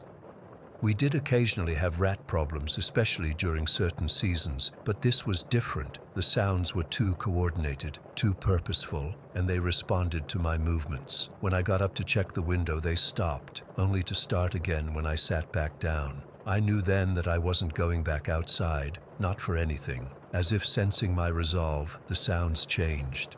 Now I heard what sounded exactly like one of our chickens in distress. The panicked squawking they make when a dog or snake gets into the coop. My grandparents kept about a dozen chickens in a small coop near the garden, and they were an important source of eggs and occasional meat. For a moment I actually considered going out to check on them. What if something really was attacking the chickens? My grandparents would be upset if we lost any. But then I remembered. The chicken coop was on the opposite side of the property from where the sounds had been coming from earlier. Whatever was making these noises wasn't actually near the chickens. It was trying to lure me out. I sat rigidly on my bed, my back against the wall, listening as the fake chicken sounds continued for several minutes. Then they stopped, replaced again by the scratching, and then, most disturbingly, what sounded exactly like my grandmother calling my name. "Just ignore it," I whispered to myself. "It's not real. Lola is asleep. It's not her." I knew somehow that acknowledging these sounds, responding to them, would only make whatever was out there more persistent, more bold. So I covered my ears with my pillow and started reciting prayers under my breath. The Our Father, Hail Mary, anything I could remember from years of Catholic school. I must have fallen asleep eventually, because the next thing I knew, it was morning. Sunlight streamed through the window, and I could hear my grandmother in the kitchen, the familiar clatter of pots and pans as she prepared breakfast. I didn't mention what happened to my grandparents. They were old, and I didn't want to worry them. Besides, in the light of day, it all seemed less terrifying. Maybe I had dreamed some of it. Maybe there were explanations I hadn't thought of. But deep down, I knew. 4 days later, it happened again. I had to get a signal for my phone to send an important email for school, and the only spot on the property with decent reception was under the guava tree near the edge of our land, about 50 meters from the house. It was around 8:30 in the evening, not that late, but already fully dark. I'd been standing there for maybe 5 minutes, waiting for the email to send, when I noticed how quiet it had gotten. The usual symphony of night insects had ceased. The frogs had stopped croaking. Even the distant sounds of neighbors' radios or dogs barking had faded away. The silence was absolute and unnatural. Then I heard it, a tsk-tsk-tsk sound, like the house lizards, we call them butiki, make. At first, it was almost a relief to hear something normal. But then I realized the sound was all wrong. Too slow, too deliberate, too human. Tusk. To tusk. Each sound spaced exactly the same distance apart, with an unnatural precision no actual lizard would use. And then I felt it again, that sensation of being watched, not just watched, but studied, like a predator evaluating its prey. I could feel eyes on me from somewhere in the darkness beyond the guava tree, somewhere in the tall grass that marked the boundary of our property. The tusking continued, and with each sound, I felt the staring grow more intense. I was starting to panic, my breath coming in short gasps. I wanted to run, but was afraid that any sudden movement would trigger something, some reaction from whatever was watching me. So I started backing away slowly, my eyes scanning the darkness. And as I did, the tusking changed to that bird call I'd heard before, that eerie, not quite right mimicry of a bird. I remember whispering Bible verses, anything I could think of to ward off evil. My legs were shaking so badly I wasn't sure they would support me. The staring sensation was so intense now it felt like a physical pressure against my skin. I don't know what would have happened if at that moment I hadn't heard my neighbor's voice calling out to his dog. He was still far away, probably just outside his house, but the sound of a human voice broke whatever spell had fallen over me. I ran faster than I've ever run in my life, not looking back, not stopping until I was inside the house with the door locked behind me. I left to go back to the city 2 days later, making up an excuse about school projects. I've only been back to visit my grandparents during daylight hours since then. I refused to stay overnight. To this day, I don't know what was out there. In the Philippines, we have many stories of supernatural creatures. The aswang that changes shape, the tik-tik that makes clicking sounds as it hunts, the capre that lives in trees. Maybe it was one of those. Maybe it was something else entirely. All I know is that something was out there in the darkness, something that watched, something that mimicked, something that waited. And sometimes, when I'm alone at night and everything gets too quiet, I find myself listening for that scratching sound, for that wrong bird call, wondering if it followed me home. Story 16. I was 25 then, living in Maplewood, a small coastal town where everyone knows everyone except the summer tourists. In winter, though, it gets incredibly quiet and isolated. I'd moved back in with my parents temporarily after college to save money while working at the local hardware store. Dating options were limited, so like many people back then, I turned to online dating. This was the early days of internet dating, not like the apps now. You had to use actual dating websites on a computer with dial-up internet that made that horrible screeching noise when connecting. The photos took forever to load, and video chatting wasn't really a thing yet.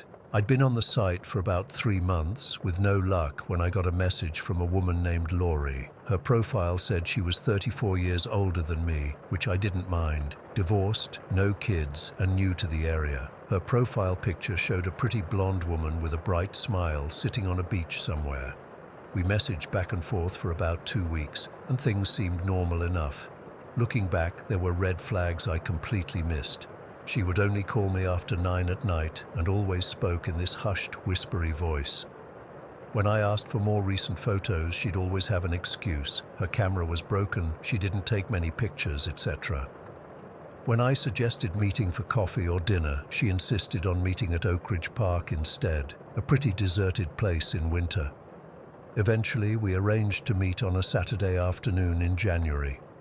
The forecast mentioned possible light snow, but nothing serious. I remember feeling excited but nervous. This would be my first actual date in months. The night before our meetup, I went to bed around 11. What happened next still haunts me. I had 2 of the most vivid dreams I've ever experienced. They weren't like normal dreams that fade quickly. These felt hyper-real, and I remember every single detail even now, 20 years later. In the first dream, I was driving to meet Laurie at the park. Heavy snow was falling, much worse than the light dusting that had been forecast. The roads were slick, and my old Honda's wipers could barely keep up. I remember the specific song playing on the radio, Crawling by Linkin Park. As I approached the curve near Miller's Bridge, my tires lost traction. I felt the car slide, then spin. There was this moment of horrifying weightlessness as the car broke through the guardrail, and I saw the frozen creek coming up to meet me. I felt the impact, the shattering glass, the cold water rushing in, and then nothing. Blackness. I was dead. I woke up from that dream, still in my dream state, if that makes sense. I was in my parents' basement, sitting on the old couch we kept down there. Everything was exactly as it was in real life. The water stains on the ceiling, the faded posters on the wall, even the broken ping-pong table in the corner. It was so detailed I thought I was actually awake. That's when I heard it. A knocking sound from upstairs. At first, it was faint, like someone gently tapping on a door, but it grew louder, more insistent. Knock, knock, knock. It didn't sound like normal knocking. It had this hollow, unnatural quality that made my skin crawl. I remember calling out, "Hello?" But no one answered, just that increasingly loud knocking. I finally got up and walked toward the basement stairs, feeling drawn to the sound even though everything in me wanted to run the other way. As I reached the bottom of the stairs, I heard footsteps coming down, heavy, deliberate steps. Then I saw my father's legs, then his torso as he descended, but something was wrong. He was walking stiffly, unnaturally, and he was holding a golden cane I'd never seen before. His eyes were closed. When he reached the bottom step, he stopped and just stood there.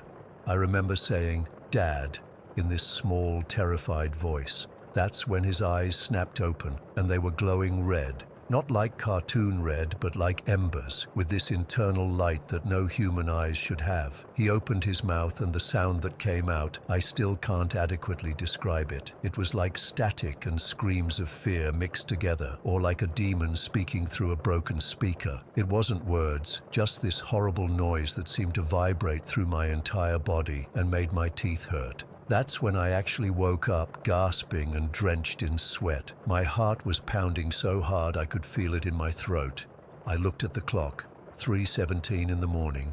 I was so shaken I turned on every light in my room and sat there, trying to convince myself it was just a nightmare. I didn't go back to sleep. How could I?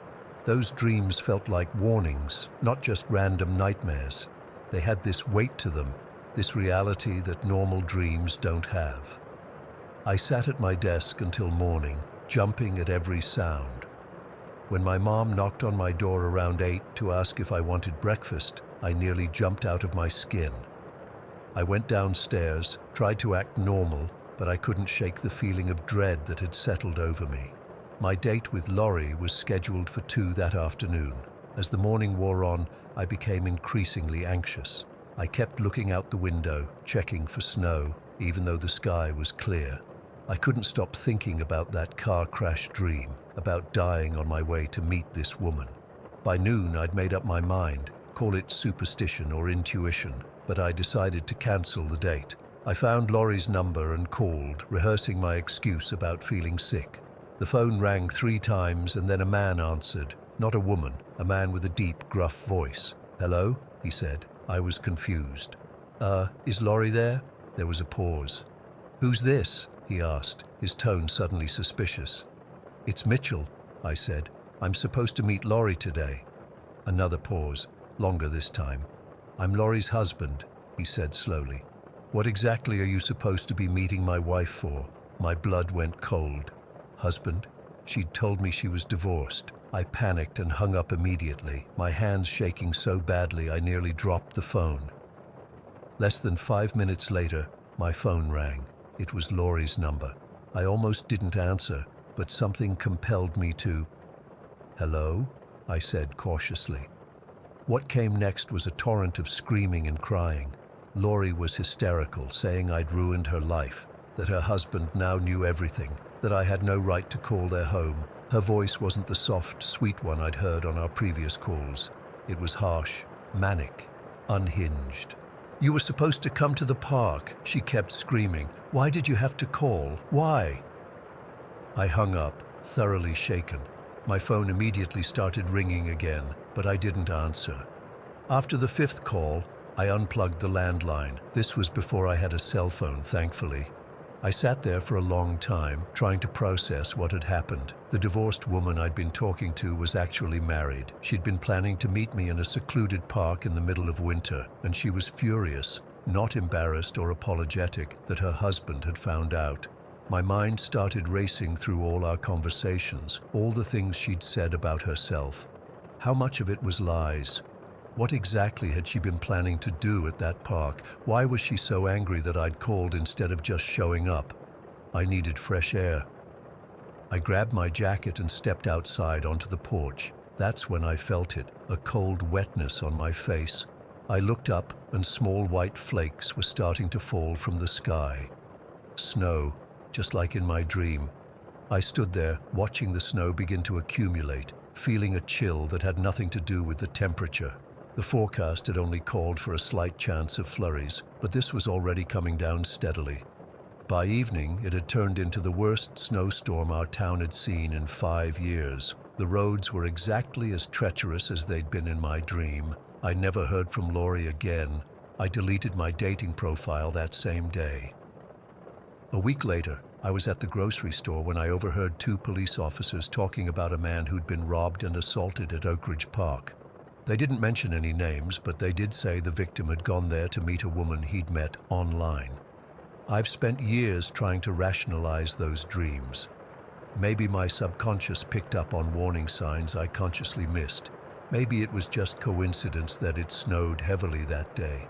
But nothing explains the vivid detail, the physical sensations, the absolute reality of those nightmares, especially the second one with my father and those glowing red eyes. I've never had dreams like that again, thankfully, but I still sometimes wake up in the middle of the night thinking I hear knocking from upstairs, and on snowy days I never ever drive near Miller's Bridge.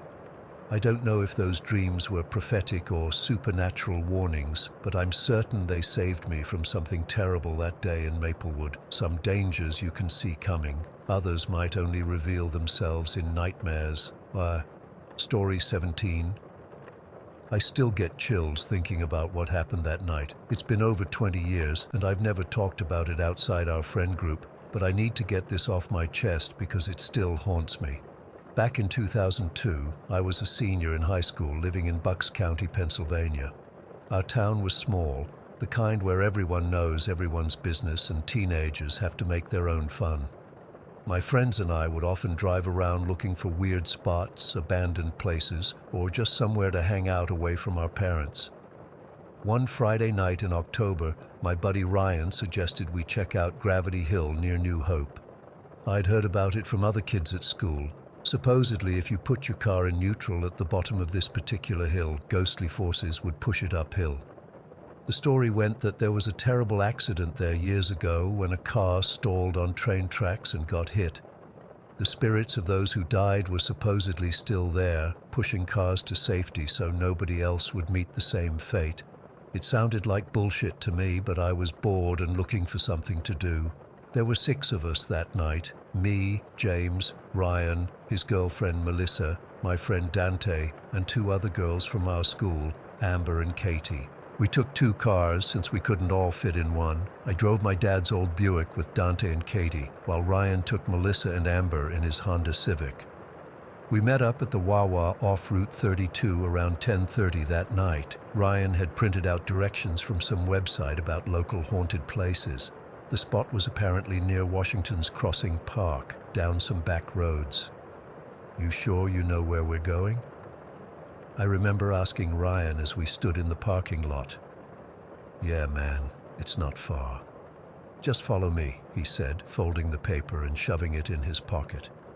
"My cousin went last month. He said it really works." It took about 20 minutes of driving down progressively darker and narrower roads before Ryan's taillights slowed ahead of me. We were on this barely paved road with dense woods on both sides. No streetlights, no houses, just darkness beyond our headlights. Ryan pulled over and got out. I parked behind him and rolled down my window. "I think this is it," he said, pointing to a small hill ahead. You couldn't really tell it was a hill in the dark, but the road definitely dipped down and then back up. "We need to go down to that marker and then put the cars in neutral."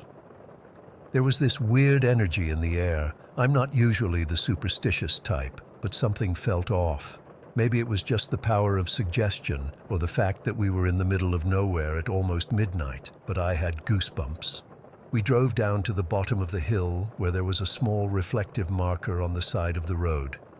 Ryan stopped his car and I pulled up behind him, leaving about 10 feet between us. He flashed his hazards twice, our signal to put the cars in neutral.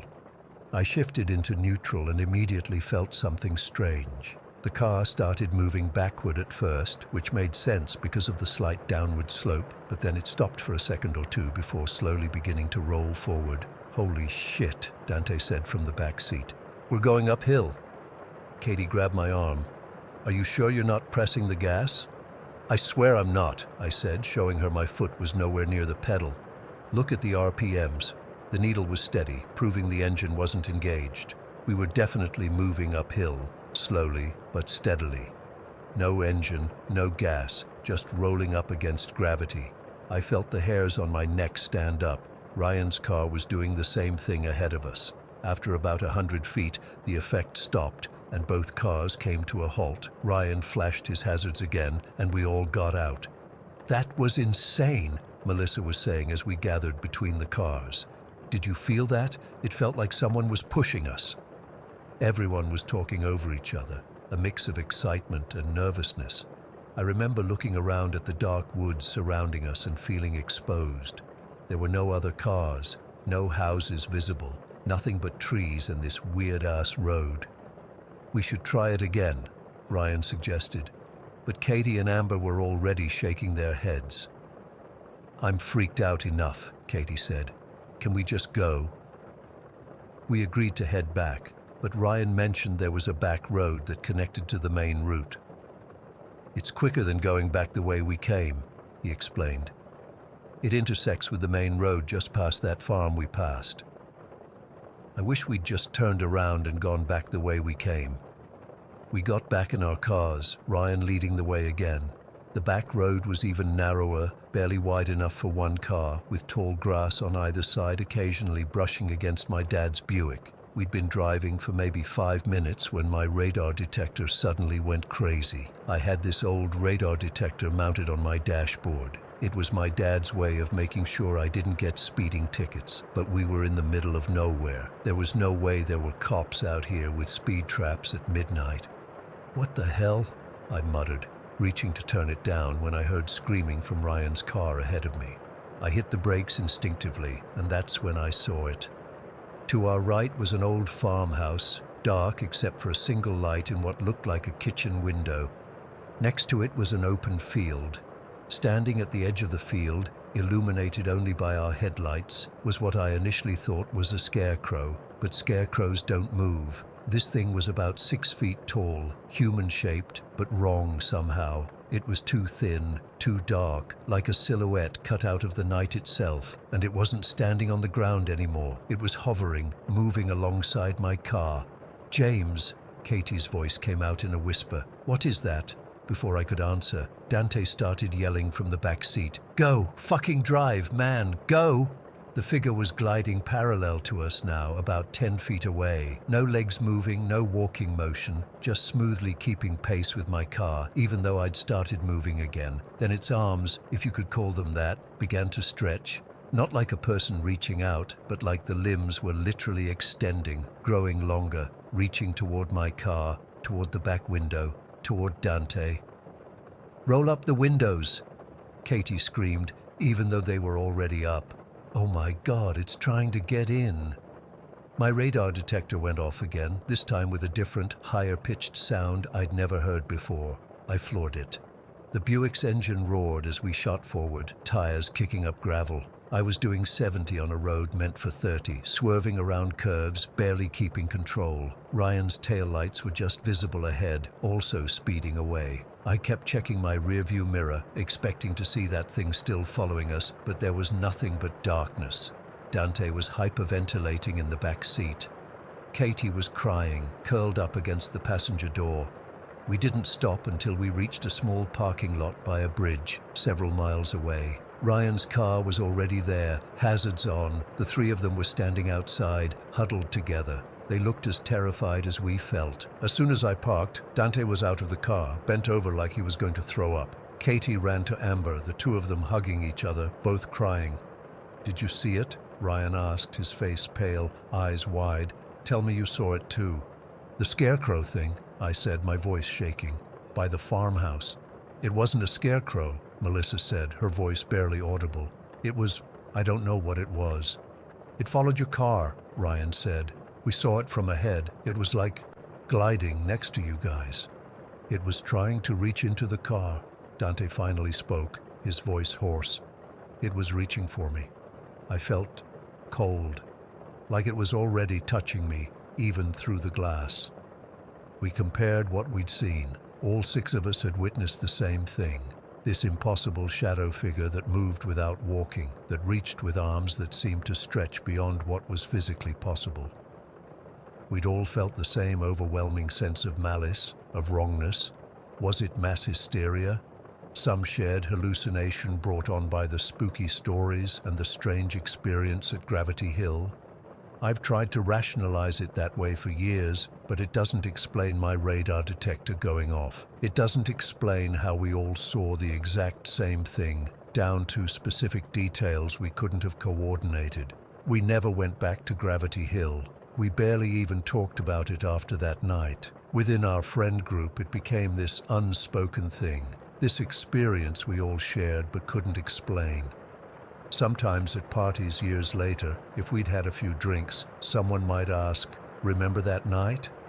And we'd all go quiet, knowing exactly what they meant. I've driven by Washington's Crossing Park many times since then. I've even been on some of those back roads in the daylight. But I've never gone back to that specific spot. I don't even know if I could find it now.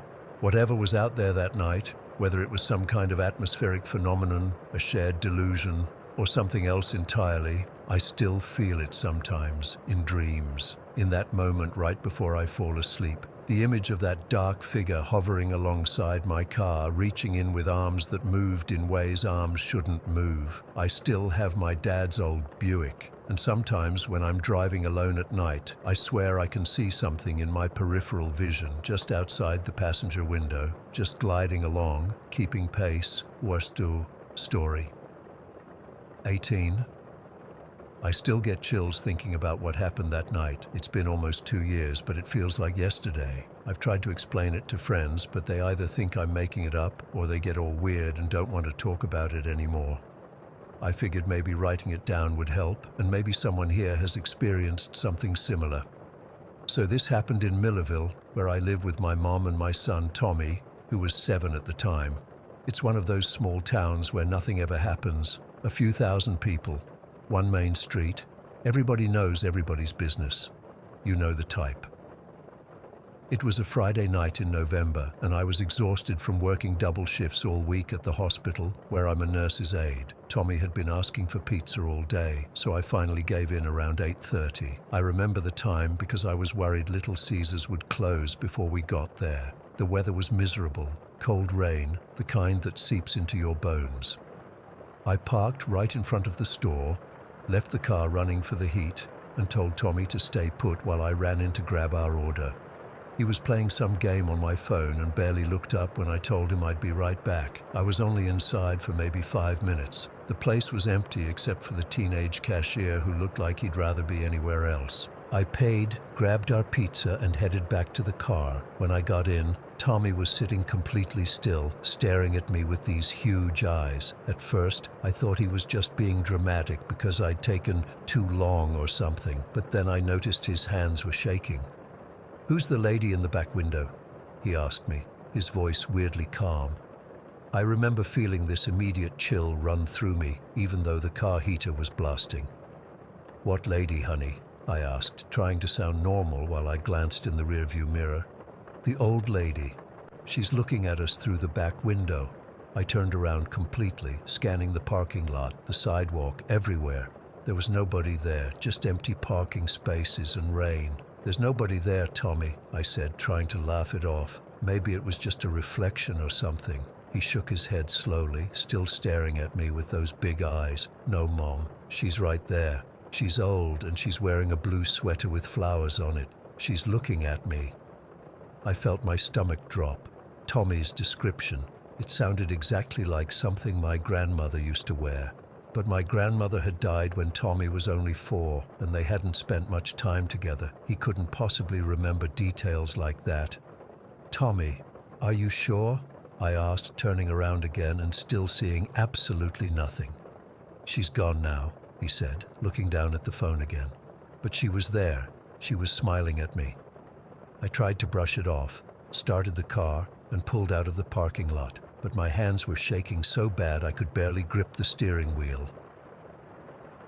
We drove home in silence, the pizza forgotten between us. When we got home, I tried to act normal, setting the table and putting out paper plates like it was just another Friday night.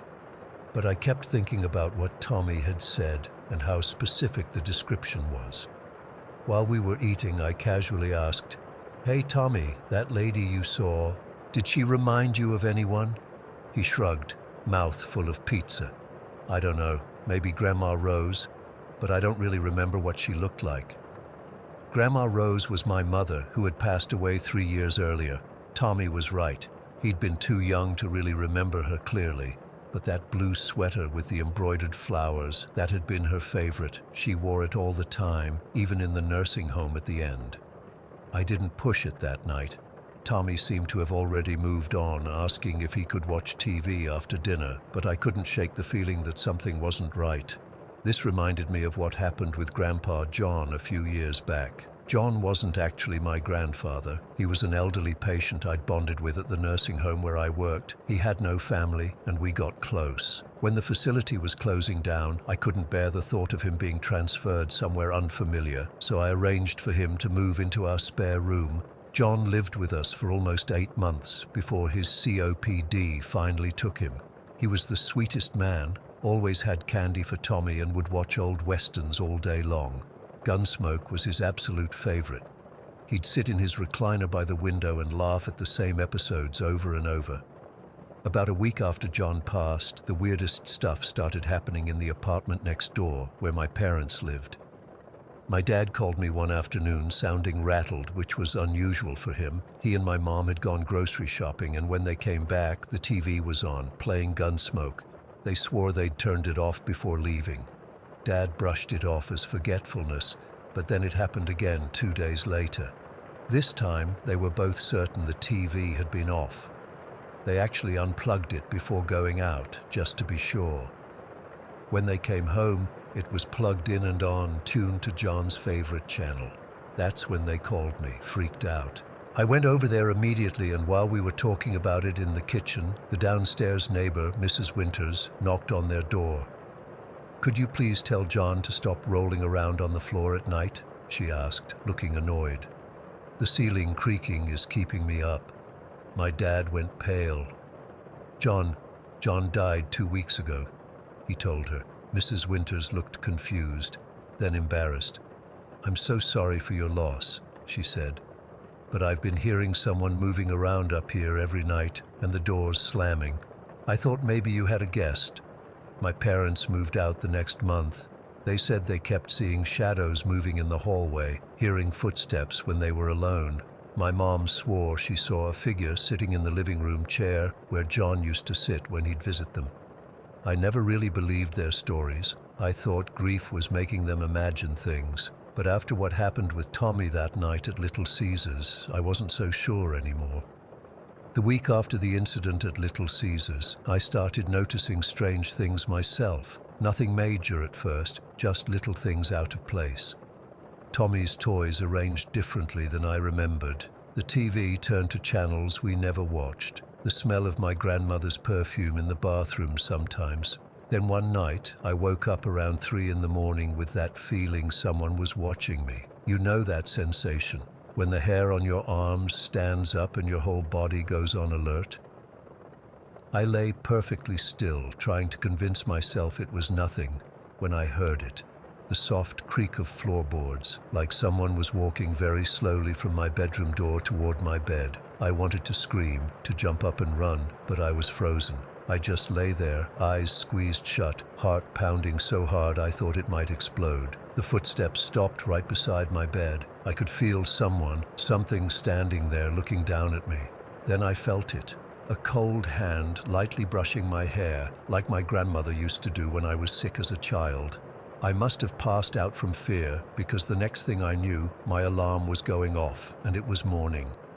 I convinced myself it had been a dream, but when I got up, there was a blue thread on my pillow, a very specific shade of blue, the exact color of my grandmother's favorite sweater. That afternoon, I picked Tommy up from school, and on the drive home, I carefully asked him, "Remember that lady you saw at Little Caesars? Can you tell me more about her?" Tommy sighed like I was boring him. "She was just an old lady, Mom. She had white hair in a bun and glasses with the chain thing." He gestured around his neck. "And she was wearing that blue sweater with the little pink and purple flowers." My blood went cold. That was exactly how my grandmother wore her hair, and she always had those glasses on a chain, and the flowers on her favorite sweater were indeed pink and purple. There's no way Tommy could remember those details from when he was 4. Did she say anything to you?" I asked, trying to keep my voice steady. Tommy shrugged. "Not really. She just smiled and waved. Then she pointed at you and nodded like she was happy to see you or something." That night, I couldn't sleep. I kept thinking about my grandmother, about John, about all the strange things that had been happening. Around midnight, I heard Tommy talking in his room. I thought maybe he'd snuck his tablet to bed again, but when I pushed his door open, he was sitting up, looking at the corner of his room. "Who are you talking to, buddy?" I asked, my voice shaking a little. "The old lady," he said simply, pointing to the empty corner. "She says she's not trying to scare us. She just wants to make sure we're okay." I stood there paralyzed, staring at the empty corner. "There's no one there, Tommy," I whispered. "Yes, there is," he insisted.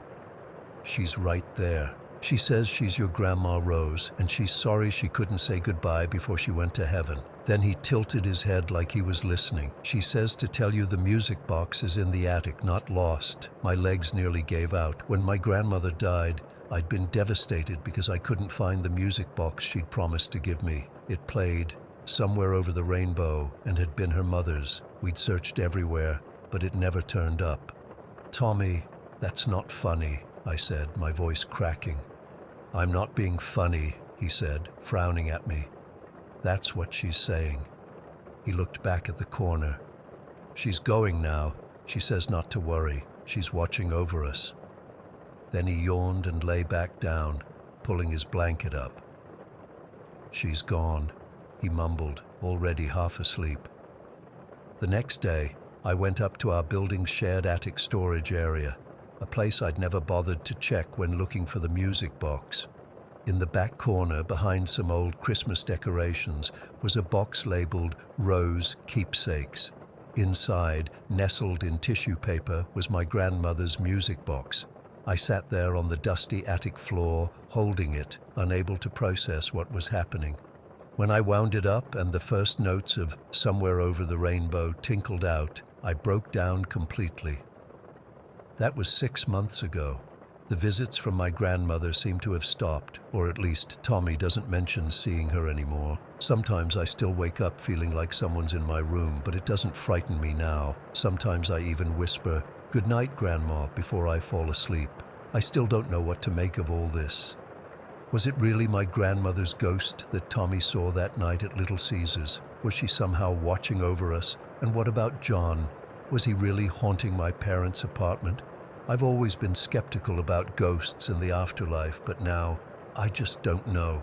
All I know for sure is that Tommy saw something that night, someone that he couldn't possibly have known about in such detail, and somehow that someone led me to a gift I thought was lost forever.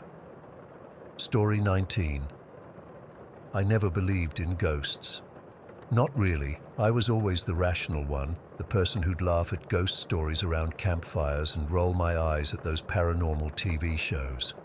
But after what happened during my 5 years as a manager at Pizza Hut, I don't know what to believe anymore. It all started about 7 years ago when I got promoted to shift manager at a brand new Pizza Hut location in a small strip mall on the edge of town. I was excited. It was my first management position, and being part of opening a new store felt like a fresh start. The place had that clean, unused smell. New equipment, freshly painted walls, everything spotless and ready for business. The layout was pretty standard for a Pizza Hut. We had the dining area up front, then the open kitchen concept where customers could see us preparing their food, a walk-in fridge toward the back, the retarder doors, those are just specialized refrigerator units where we store dough, and the dishwasher area near the back door. Nothing special, nothing that should have been haunted or whatever you want to call it. The first weird thing happened about 3 weeks after we opened. I was alone, doing some paperwork before opening, when I heard the bathroom door open and close. I figured maybe I hadn't pulled it shut properly, and a draft caught it. But then it happened again, and again. 3 times in the span of maybe 5 minutes. I got up to check, thinking maybe the door was loose on its hinges. Nobody there, door completely closed, and when I tested it, it took a decent pull to open it. Definitely not something that would happen by accident. I brushed it off. Old building, settling foundations, whatever, but it kept happening. At least once a shift when I was alone, that bathroom door would open and close, sometimes just once, sometimes multiple times. After a while, I stopped checking. Then things started to move, small things at first. A pen I could swear I'd left on the counter would end up on the floor. A stack of cups I'd just filled would be empty. A pizza cutter I'd just cleaned and put away would be sitting out on the prep station. Again, I tried to rationalize it. Maybe I was forgetful, or maybe the other employees were moving things and not telling me. But about 2 months in, something happened that I couldn't explain away. It was a Tuesday morning, usually our slowest day. I'd come in early to do inventory and prep for the day. My cook, Melissa, had arrived about 30 minutes after me. We were the only ones there, and we weren't opening for another hour. I was taking trash out through the back door. We had those big rolling dumpsters about 20 feet from the exit. Melissa was kneeling by the retarder doors, putting away some products we'd received in a delivery the day before. I remember it was cold that morning, and I was hurrying to get the trash out so I could close the door and warm up again. I'd just tossed the bag in the dumpster and turned around when I saw Melissa running toward me, her face white as a sheet. She grabbed my arm so hard it left marks. "Were you just at the dishwasher?" she asked, her voice shaking. "No, I've been out here the whole time," I said, confused. "Why?" She was trembling. "Someone just walked from where you're standing to the dishwasher, stopped for a few seconds, then turned around and walked back toward you. I thought it was you. There's nobody else here." I said, feeling a chill that had nothing to do with the morning air. It wasn't a someone, she whispered. It was, I don't know, a shadow, a black figure, like a person, but not. Here's the thing that made it extra creepy. All employees at Pizza Hut have to wear all black uniforms. Black pants, black shirt, black hat if you're on the cook line. So whatever Melissa saw, it would have looked exactly like one of us. We searched the entire restaurant, every corner, every possible hiding spot. Nothing. We were alone. After that, Melissa refused to work opening shifts by herself. I didn't blame her. A week later, I was prepping dough in the kitchen when I felt someone walk up behind me. I turned around, expecting to see one of my employees, but there was no one there. The feeling was so strong, that unmistakable sensation of someone standing right behind you, close enough that you can almost feel their breath on your neck. I actually said, "Hello?" out loud before realizing how stupid that was. The incidents kept happening, getting more frequent and more obvious. One night, I was counting the register after closing. Everyone else had left, and I was alone in the store. I had the cash drawer open, bills sorted into neat piles, when every single overhead light flickered and went out for exactly 3 seconds. When they came back on, the money was scattered across the counter, like someone had swept their hand through my careful piles. I tried talking to my district manager about it, but she just laughed it off. "Old buildings make noises," she said, "and people forget things all the time." She clearly thought I was making excuses for being disorganized or hearing things. After a while, I stopped mentioning it, but the employees knew. We never talked about it directly. It became this unspoken rule that we just dealt with the weird stuff and moved on. But I noticed people stopped volunteering to close alone. Nobody wanted to be the first one in or the last one out. About 6 months in, I was training a new hire named Jason. He was a college kid, seemed pretty level-headed.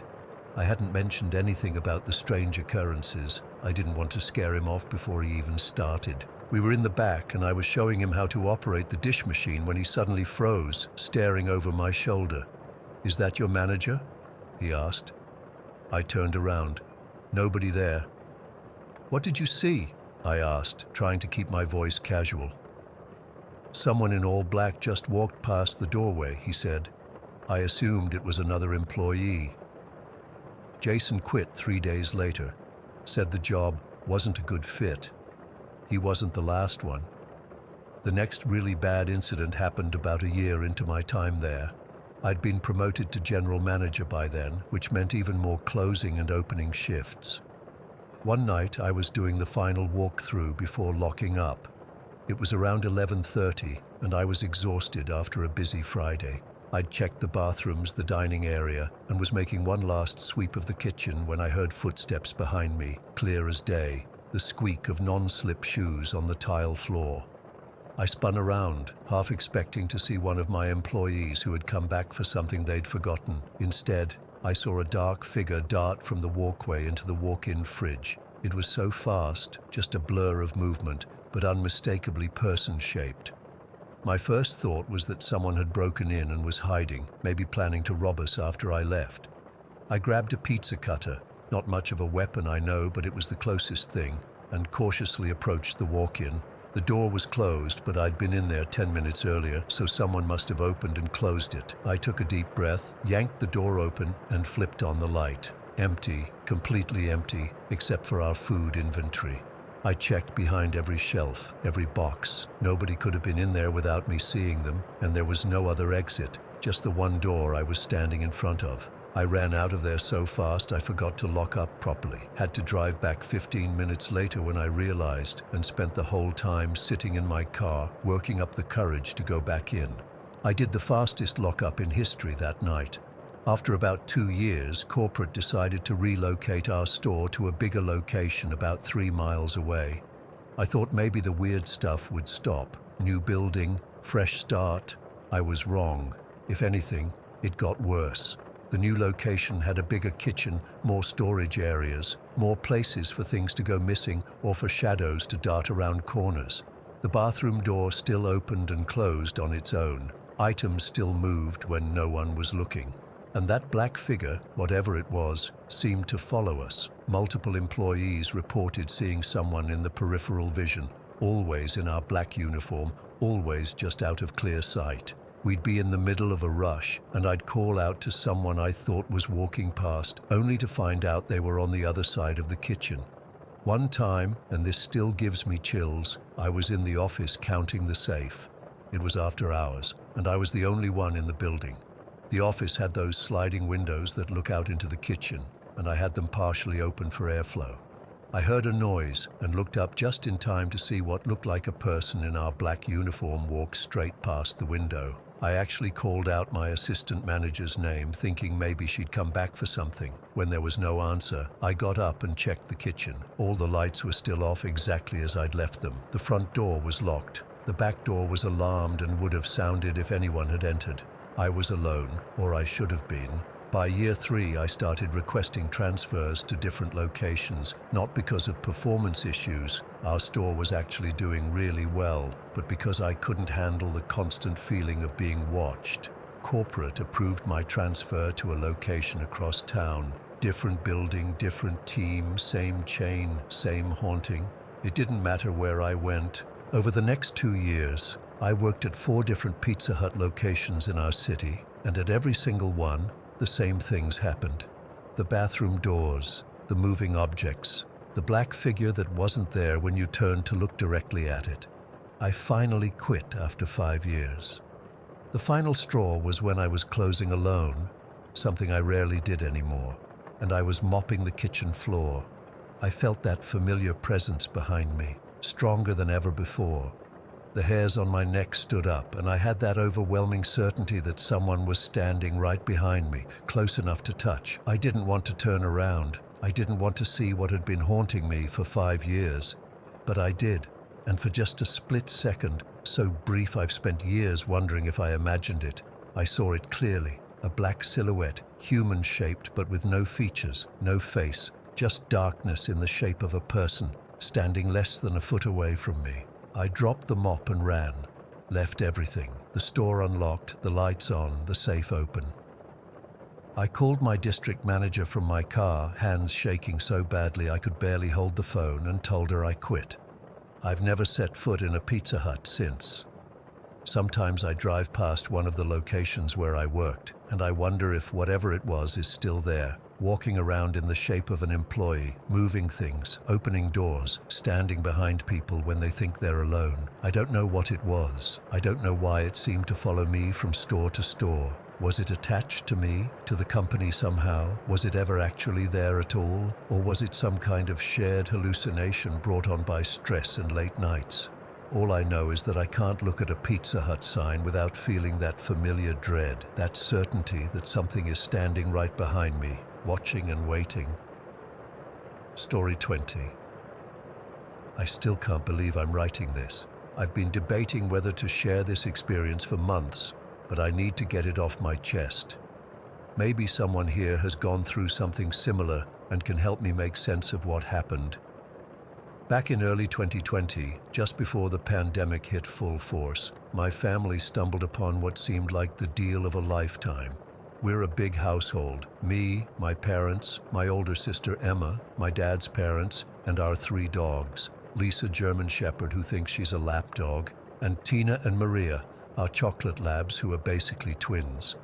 Finding a place that could accommodate all of us without breaking the bank was nearly impossible until we found this house in Northbrook. The property was surrounded by dense forest, like 5 kilometers of nothing but trees in every direction. When we first drove up the winding dirt road to view it, I remember thinking it looked like something out of a tourism brochure for cozy forest retreats. It was a sprawling 2-story place with a wraparound porch, way more space than we expected for the asking price. The realtor seemed nervous the whole time, rushing through rooms and glossing over questions. The owner was this weird old guy, probably in his 70s, with those thick glasses that make your eyes look massive. He kept muttering things under his breath during the tour, and just as we were leaving, he grabbed my dad's arm and said, "The house has unworldly disturbances. I can't stay here anymore." My dad just nodded politely and thanked him for the showing. In the car, we all had a good laugh about it. Unworldly disturbances, my sister mocked in a spooky voice. Maybe he's trying to scare away buyers so he can drop the price even more. My mom, always practical, figured the guy was just developing dementia or something. My grandparents agreed. Grandpa Joe said he'd seen plenty of elderly folks start to imagine things, and honestly, I didn't think twice about it. I've never believed in ghosts or anything supernatural. I always thought people who claimed to see spirits were either attention-seeking or needed mental health support. We moved in mid-January during one of the coldest weeks of the year. The first few weeks were completely normal, just the usual chaos of unpacking and arguing over who gets which bedroom. I ended up with a room on the second floor at the end of this long hallway. It was perfect for me since I was studying for my board exams and needed the quiet.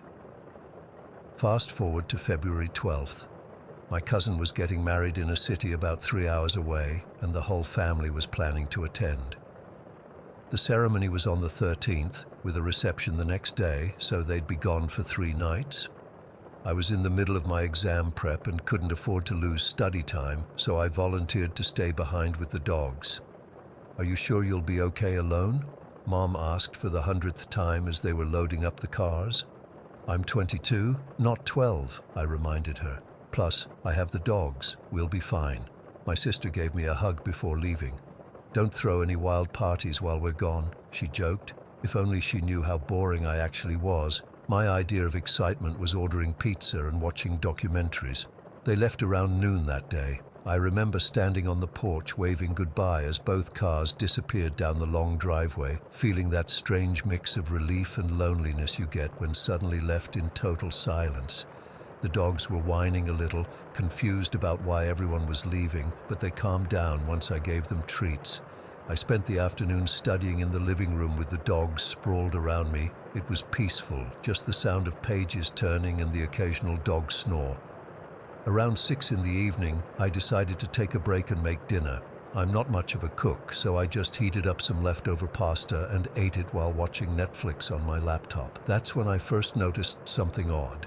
The hallway leading from the living room to the kitchen seemed longer somehow. I know that sounds crazy, but when I walked back with my plate, it felt like it took more steps than usual. I actually stopped halfway and looked around, feeling disoriented, like when you're half asleep and forget where you are for a second. Lisa, who had been following me, stopped too and stared up at me with her head tilted. "Just tired from studying," I said to her, feeling silly for talking to a dog. She wagged her tail and we continued to the kitchen. After dinner, I went back to studying until around 11, when my eyes were too tired to focus anymore. I decided to call it a night and head upstairs to bed. The dogs usually sleep downstairs, Lisa on her bed in the corner of the living room, and the labs in the mudroom where they have their giant cushion. As I started up the stairs, Lisa suddenly barked, not her usual "someone's at the door" bark, but a short, sharp sound that made me jump. She was staring at the upstairs hallway, her ears perked forward. "What is it, girl?" I asked, looking up. The hallway was dark. I hadn't turned on the light yet. For a second, I thought I saw something move at the far end, like a shadow sliding across the wall. But when I flicked on the light, there was nothing there. I convinced myself it was just the trees outside casting shadows through the window. It was a windy night, after all. Lisa seemed reluctant to go back to her bed, but I eventually coaxed her with another treat. The labs, lazy as ever, hadn't even lifted their heads during all of this. I brushed my teeth, changed into pajamas, and got into bed. I was exhausted, but found myself straining to listen to every creak and groan of the house. Old houses make noise, especially on windy nights. That's what I kept telling myself. I must have fallen asleep eventually, because the next thing I knew I was waking up to the sound of Lisa barking frantically downstairs. The digital clock on my nightstand read 3:15 a.m. I groaned and rolled out of bed, fumbling for my phone to use as a flashlight. The barking continued, joined now by the labs, who rarely bark unless something's really wrong. "I'm coming," I called out, shuffling toward my bedroom door. When I opened it, I immediately felt something was off. The hallway, it didn't look right. In the dim light from my phone, it seemed to stretch out much further than it should have. My room is maybe 20 feet from the stairs, but that night, it looked like 100 feet or more. I blinked hard, thinking I was still half asleep and seeing things. But when I opened my eyes, the hallway still looked wrong. Too long, too dark, with the staircase a tiny square of light in the distance. The dogs were still barking downstairs, the sound oddly muffled like it was coming from much further away than it should have been. "This isn't real," I whispered to myself. "You're dreaming." But I wasn't dreaming. The cold floor under my bare feet felt too real, and the racing of my heart wasn't something I could imagine. I took a tentative step forward, then another. The hallway seemed to stretch with each step I took, the stairs never getting any closer. Then I heard it, a soft thud from behind me, from inside my room. I whirled around, shining my phone light back toward my bed. The room looked normal, empty, but as I turned back to face the hallway, my light caught something, a handprint on the wall that I swear wasn't there before, a large, wet-looking handprint about halfway down the hallway. My breath caught in my throat. The dogs were still barking, more frantically now. I needed to get downstairs to them. Taking a deep breath, I started walking quickly down the hallway, trying to ignore how wrong it felt, how the distance never seemed to decrease. After what felt like minutes of walking, I finally reached the staircase. Looking back, the hallway appeared normal-sized again, my bedroom door visible and not impossibly far away. I hurried down the stairs, nearly tripping in my haste. The dogs were all gathered at the front door, barking and growling. Lisa's hackles were raised, a sight I'd never seen before. The labs were pacing nervously, whining between barks. "What is it?" I asked, my voice shaking as I approached them. There was nothing at the door that I could see. I flipped on the porch light and peeked through the peephole, then through the side window. The porch was empty, the forest beyond dark and still. As soon as I touched the door handle, all 3 dogs went silent at once.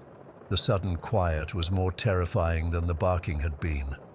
Lisa looked up at me, then down the interior hallway that led to the kitchen, her ears flat against her head. I followed her gaze and felt my blood freeze. Standing at the far end of the hallway was a figure, too tall, too thin to be human, its proportions all wrong. It was dark, almost like a shadow, but somehow solid, and it was completely still. I couldn't move, couldn't breathe. The figure didn't move either. We just stood there, staring at each other across an impossible distance. Then, slowly, it raised one long, distorted arm and pressed its hand against the wall, leaving a dark, wet mark identical to the one I'd seen upstairs. My paralysis broke. I fumbled for my phone, desperate to call someone, anyone. But when I looked down at the screen, it was dead. Completely black, despite having been at 80% battery moments before.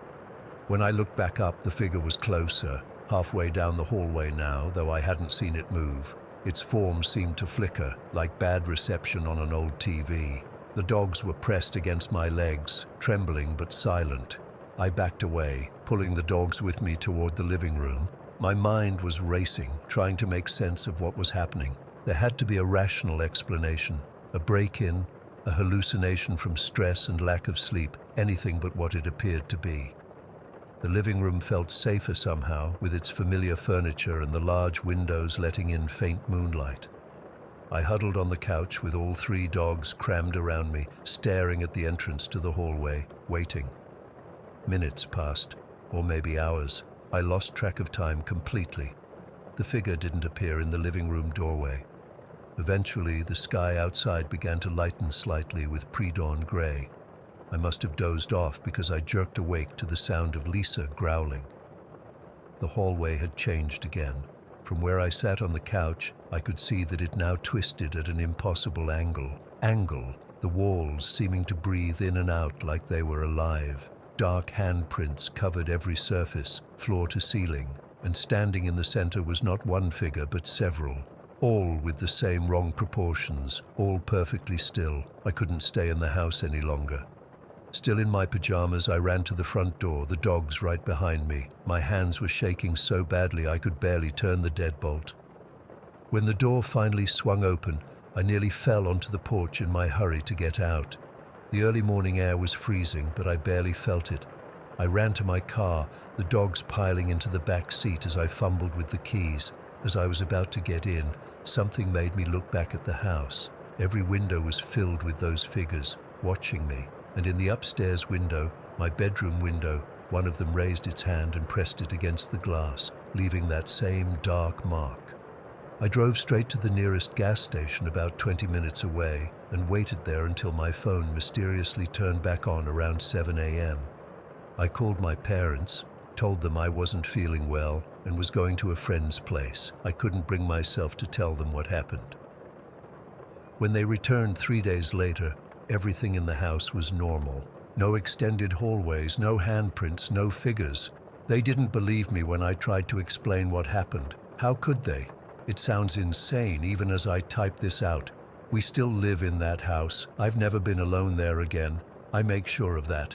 Sometimes, late at night, I'll catch a glimpse of the hallway stretching just a little too long, or hear the dogs growling at nothing. But whatever happened that night has never fully repeated itself. I don't know what to believe anymore. All I know is that the old owner was right about the unworldly disturbances, and I wish we'd taken him seriously. Story 21. I've never told this story publicly before.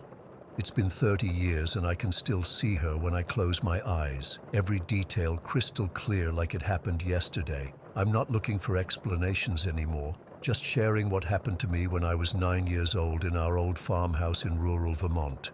My family moved to Windridge Farm in the summer of 1993. The house was built sometime in the 40s by a dairy farmer who'd apparently done well enough to build something substantial. It wasn't fancy by any means, just a 2-story white clapboard farmhouse with a converted attic where my bedroom was set up.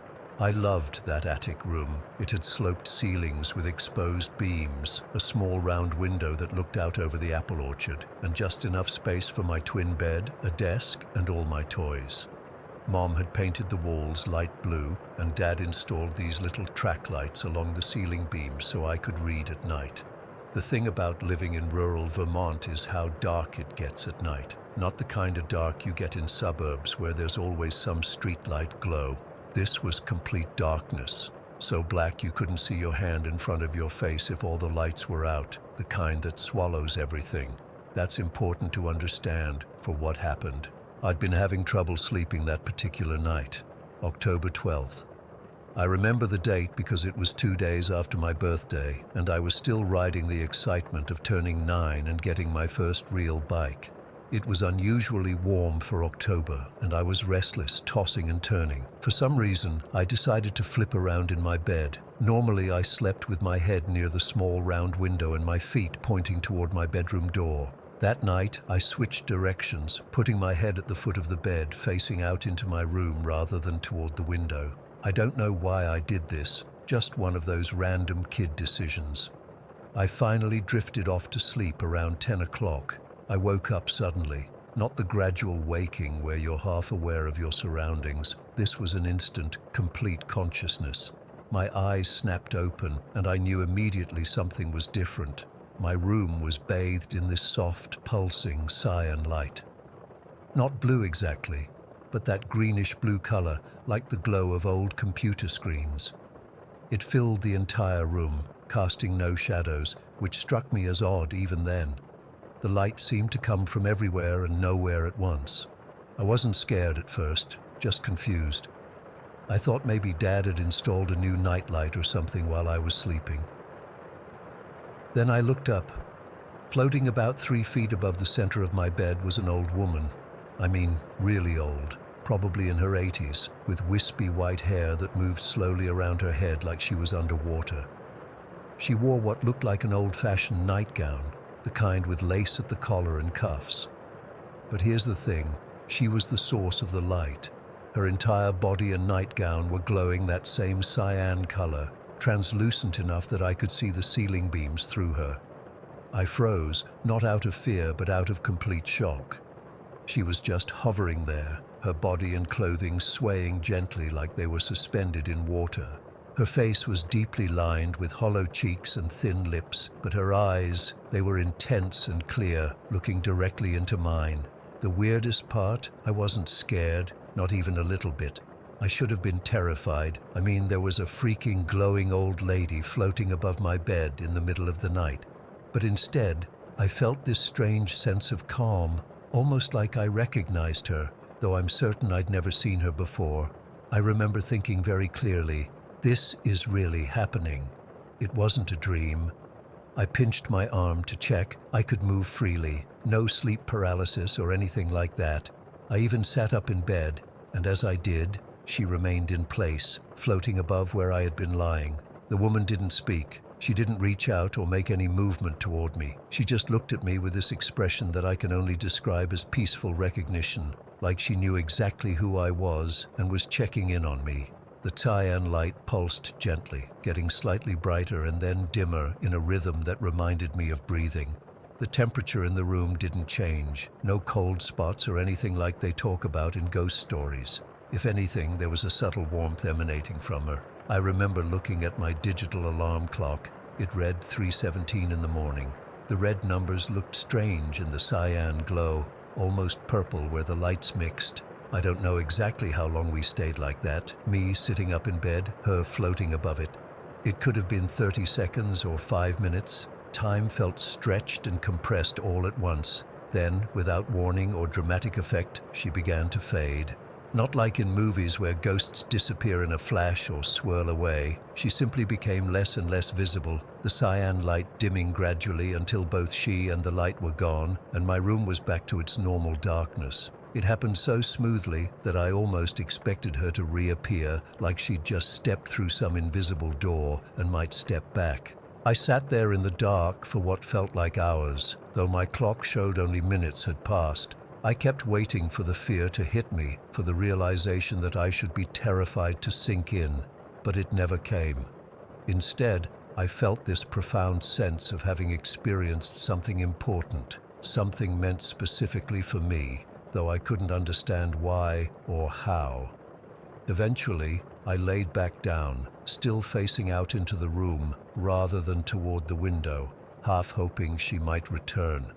I must have fallen asleep at some point because the next thing I knew, sunlight was streaming through my round window, and Mom was calling me down for breakfast. I told my parents about it that morning. They exchanged that look parents give each other when their kid says something bizarre. Dad suggested I'd had a vivid dream. Mom wondered if the nightlight in the hallway had created strange shadows. Neither explanation fit what I'd experienced, but I didn't argue. Even at 9, I knew how it sounded. The following night, I deliberately slept in the same position, head at the foot of the bed, hoping for another visit. Nothing happened. I tried for weeks afterward, always positioning myself the same way, always waking up around 3:15 just to check. The cyan lady never returned.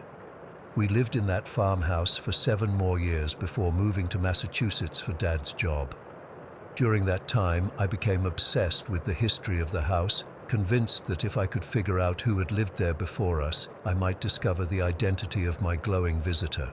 I learned that the original owner, the dairy farmer who built the house, had lived there with his wife until they both passed away in the 70s. Their son sold it to a couple who owned it briefly before selling to the family we bought it from. Nothing in that history jumped out as significant.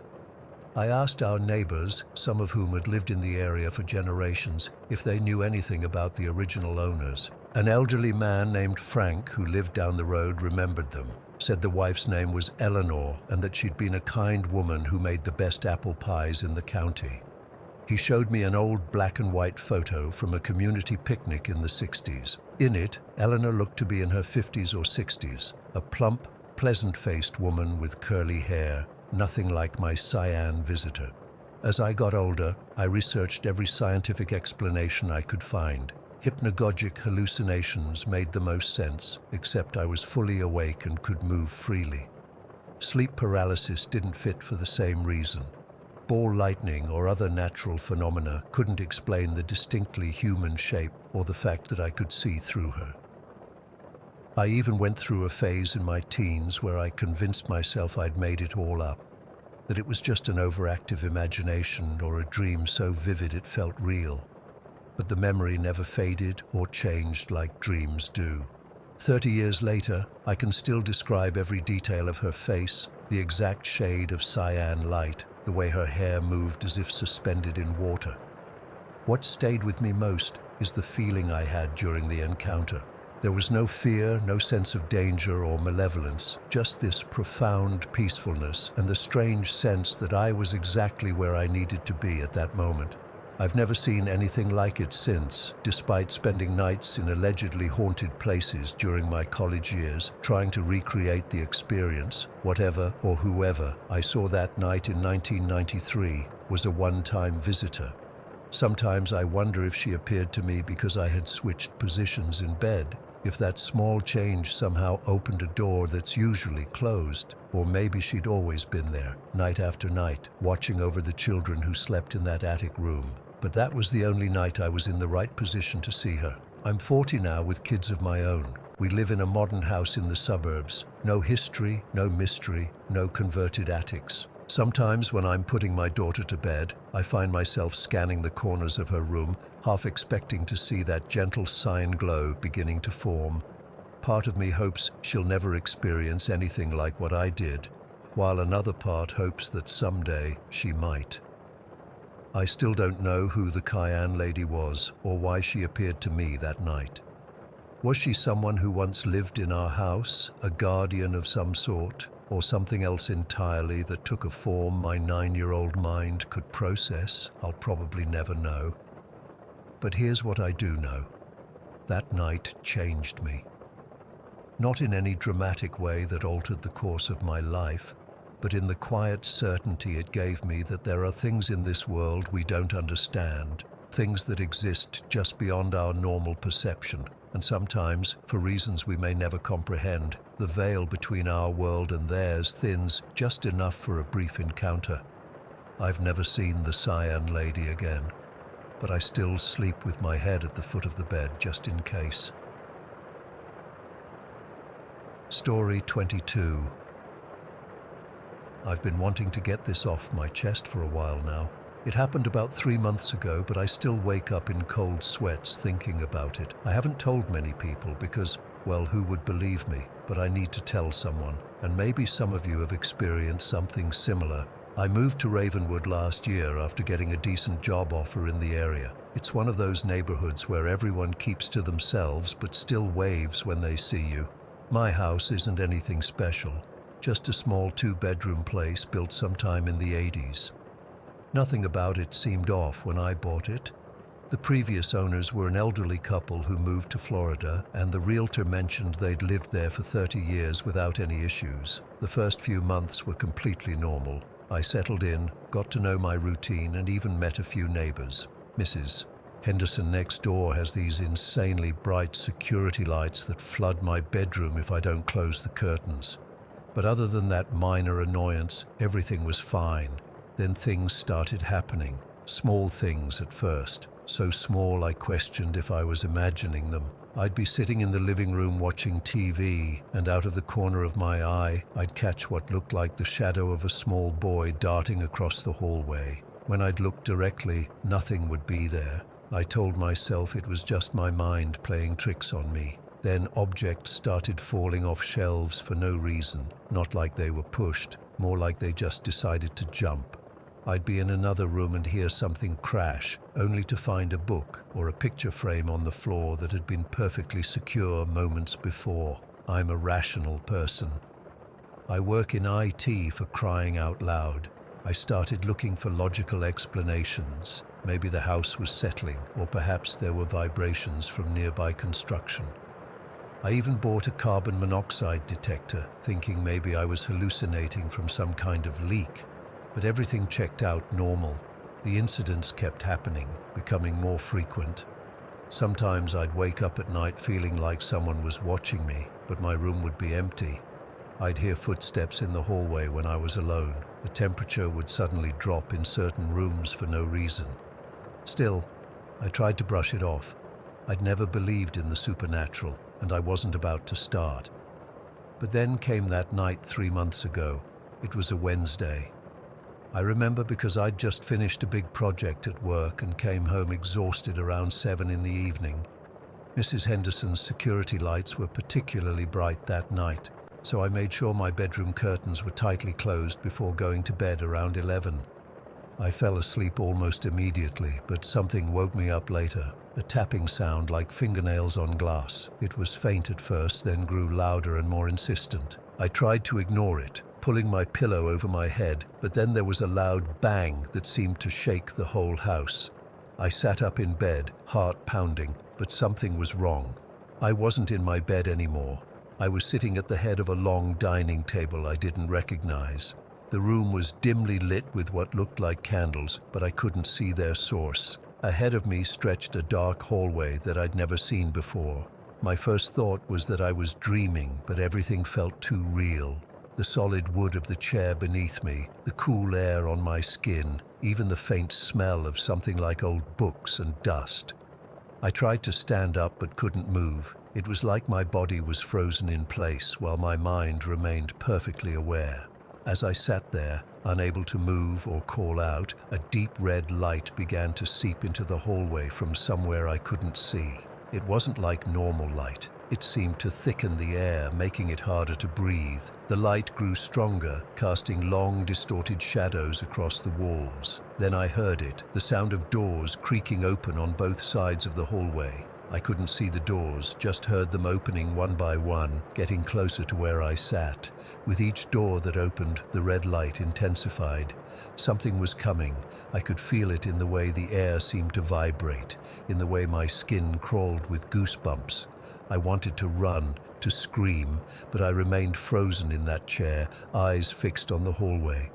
Then I saw it at the end of the hall, a figure so tall it had to stoop to avoid hitting the ceiling. It was impossibly thin, with limbs that seemed too long for its body. But what I remember most clearly was its face, pale, almost translucent, with a mouth that stretched far wider than any human mouth should, filled with long, sharp teeth. It was grinning at me. For what felt like an eternity, it just stood there, staring, grinning. Then, without warning, it moved. Not walked, it was like it glitched forward, covering impossible distances in split seconds, jerking closer and closer to me like some kind of broken film reel. I tried to close my eyes, but couldn't. I tried to scream, but no sound came out. The creature was at the table now, still grinning, its face inches from mine. I could smell its breath, like rotting meat and something metallic. Its eyes were completely black, reflecting nothing. Then everything went dark. I woke up with a gasp, sitting bolt upright in my actual bed, drenched in sweat. The digital clock on my nightstand read 3:15 in the morning. My room was dark except for a faint glow coming from somewhere, and for a moment I thought I'd actually woken up from a nightmare. But then I realized the glow was red, and it was coming from the corner of my room. As my eyes adjusted, I made out two tall figures standing there, so faint I could almost see through them. They were just standing, watching me, completely still. Between them was what looked like a closed door-like structure, illuminated from behind by that same deep red light I'd seen in my nightmare. I couldn't move, I couldn't breathe, I couldn't even blink. The figures didn't move either. They just stood there, staring. I don't know how long we stayed like that. Maybe seconds, maybe minutes. Eventually, I managed to close my eyes, squeezing them shut and silently praying for whatever this was to go away.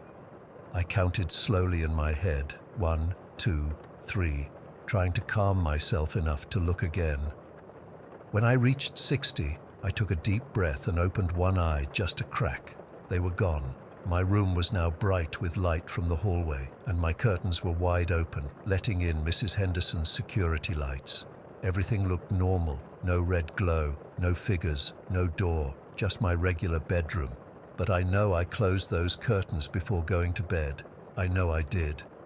I got up shakily and checked the entire house, turning on every light as I went. Everything was in its place. No long dining table, no dark hallway with doors, no sign that anything unusual had happened. But I couldn't shake the feeling that something had fundamentally changed in my house that night. I didn't sleep again. I sat in my living room with all the lights on until morning, jumping at every creak and shadow. When the sun came up, I called in sick to work and spent the day researching the history of my house and the neighborhood. I couldn't find anything unusual. No tragic deaths, no mysterious disappearances, nothing that would explain what I'd experienced. The previous owners really had lived here for 30 years without incident. Since that night, the smaller disturbances have stopped. No more books falling, no more shadows darting across rooms. But sometimes, just as I'm falling asleep, I hear that faint tapping again. And sometimes, when I walk past certain spots in my house, I feel a cold spot that shouldn't be there. I've thought about moving, but part of me is afraid that whatever happened that night might follow me, and another part is desperate to understand what I saw and felt. I still sleep with all the lights on. I never close my curtains completely anymore, and I've developed this habit of checking the corners of rooms before I enter them. The worst part is not knowing if it was real or not. Was it just an incredibly vivid nightmare, maybe triggered by stress, or did something actually happen to me that night? Did I somehow slip between realities for a few moments? Did something slip into mine? I've tried to convince myself it was just a dream, but I can still smell that rotting, metallic breath sometimes. I can still feel the wood of that chair under my fingers, and I still see those two tall figures in the corner of my room, standing on either side of a door that shouldn't exist, watching me with eyes I couldn't even see. I don't know what they wanted. I don't know if they'll come back. All I know is that my house doesn't feel like mine anymore. It feels like I'm just a guest here and the real owners could return at any moment. I keep thinking about that door between the figures. Where did it lead? What would have happened if it had opened? Sometimes I wake up at exactly 3:15 in the morning feeling like something is waiting for me to fall back asleep so it can continue what it started. Has anyone else experienced anything like this? Am I losing my mind? Or is there something more to this? I just want to understand what happened to me that night in Ravenwood, but I'm terrified of finding out the truth.